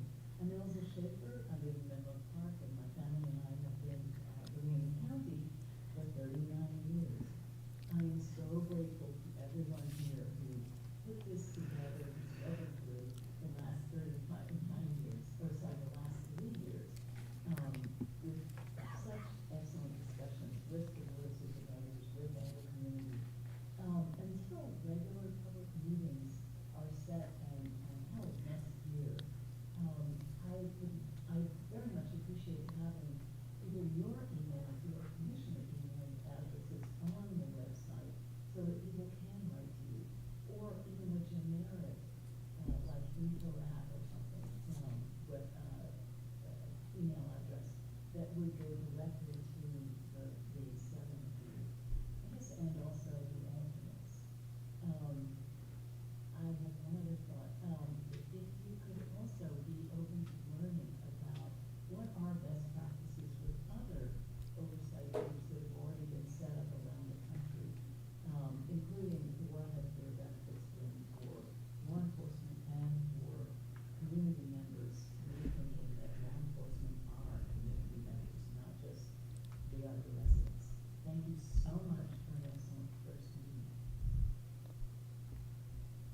Thank you. That concludes the public comments on Zoom. We will be emailing the received written letters to the commissioners as well as posting online.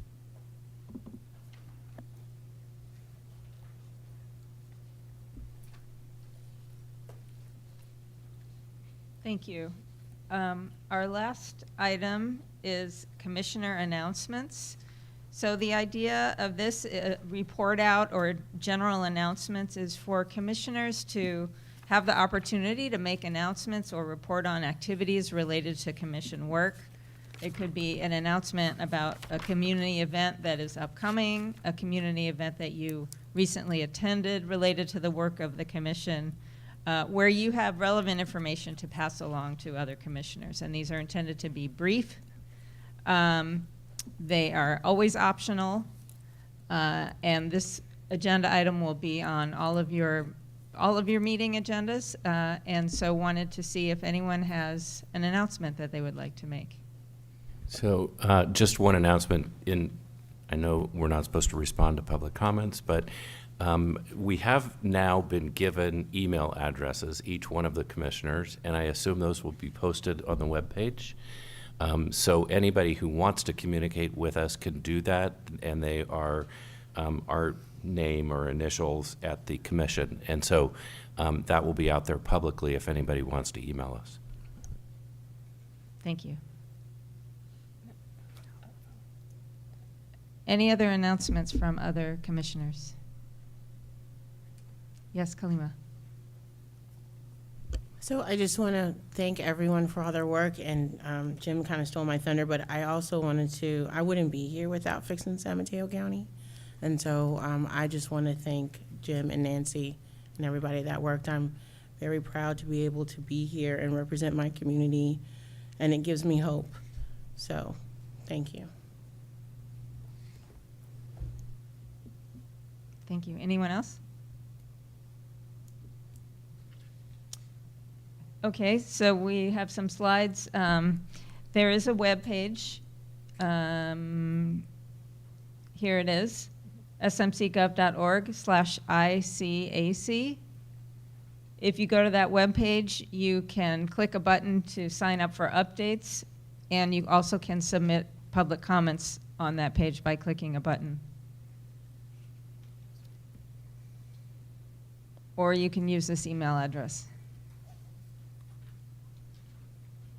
And if I could just add, anybody who wants to get something to the commissioners, it's probably best to send it to this email address so that we would avoid any Brown Act violations where somebody will hit reply to all. If you send it here, we will get it to the commissioners. We really recommend to do that so that you don't get into replying to all back. And we'll blind copy, and staff will take care of that to protect you.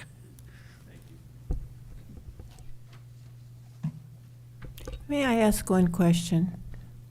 It's over here.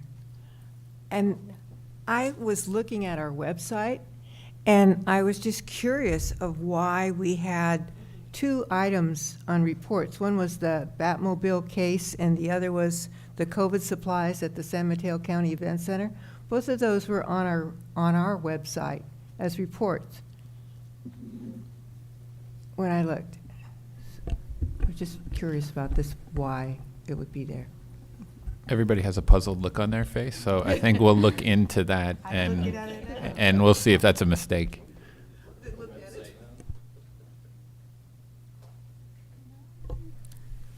I just have one question for Dan, actually. In the event that we do get comment from the public that comes into the email addresses provided, but it's really for the commission business, is that something that we would forward to you and then you would disseminate? Yes, or Emma or any of the staff members. Got it. Okay. Yep. Thanks.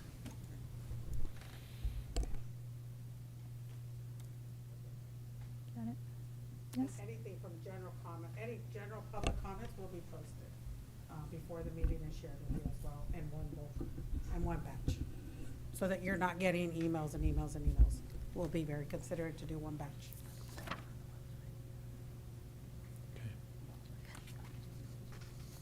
Okay. Just a reminder, the next meeting will be August 21st at 6:30. With that, the time is 8:21. The meeting is now adjourned. Thank you.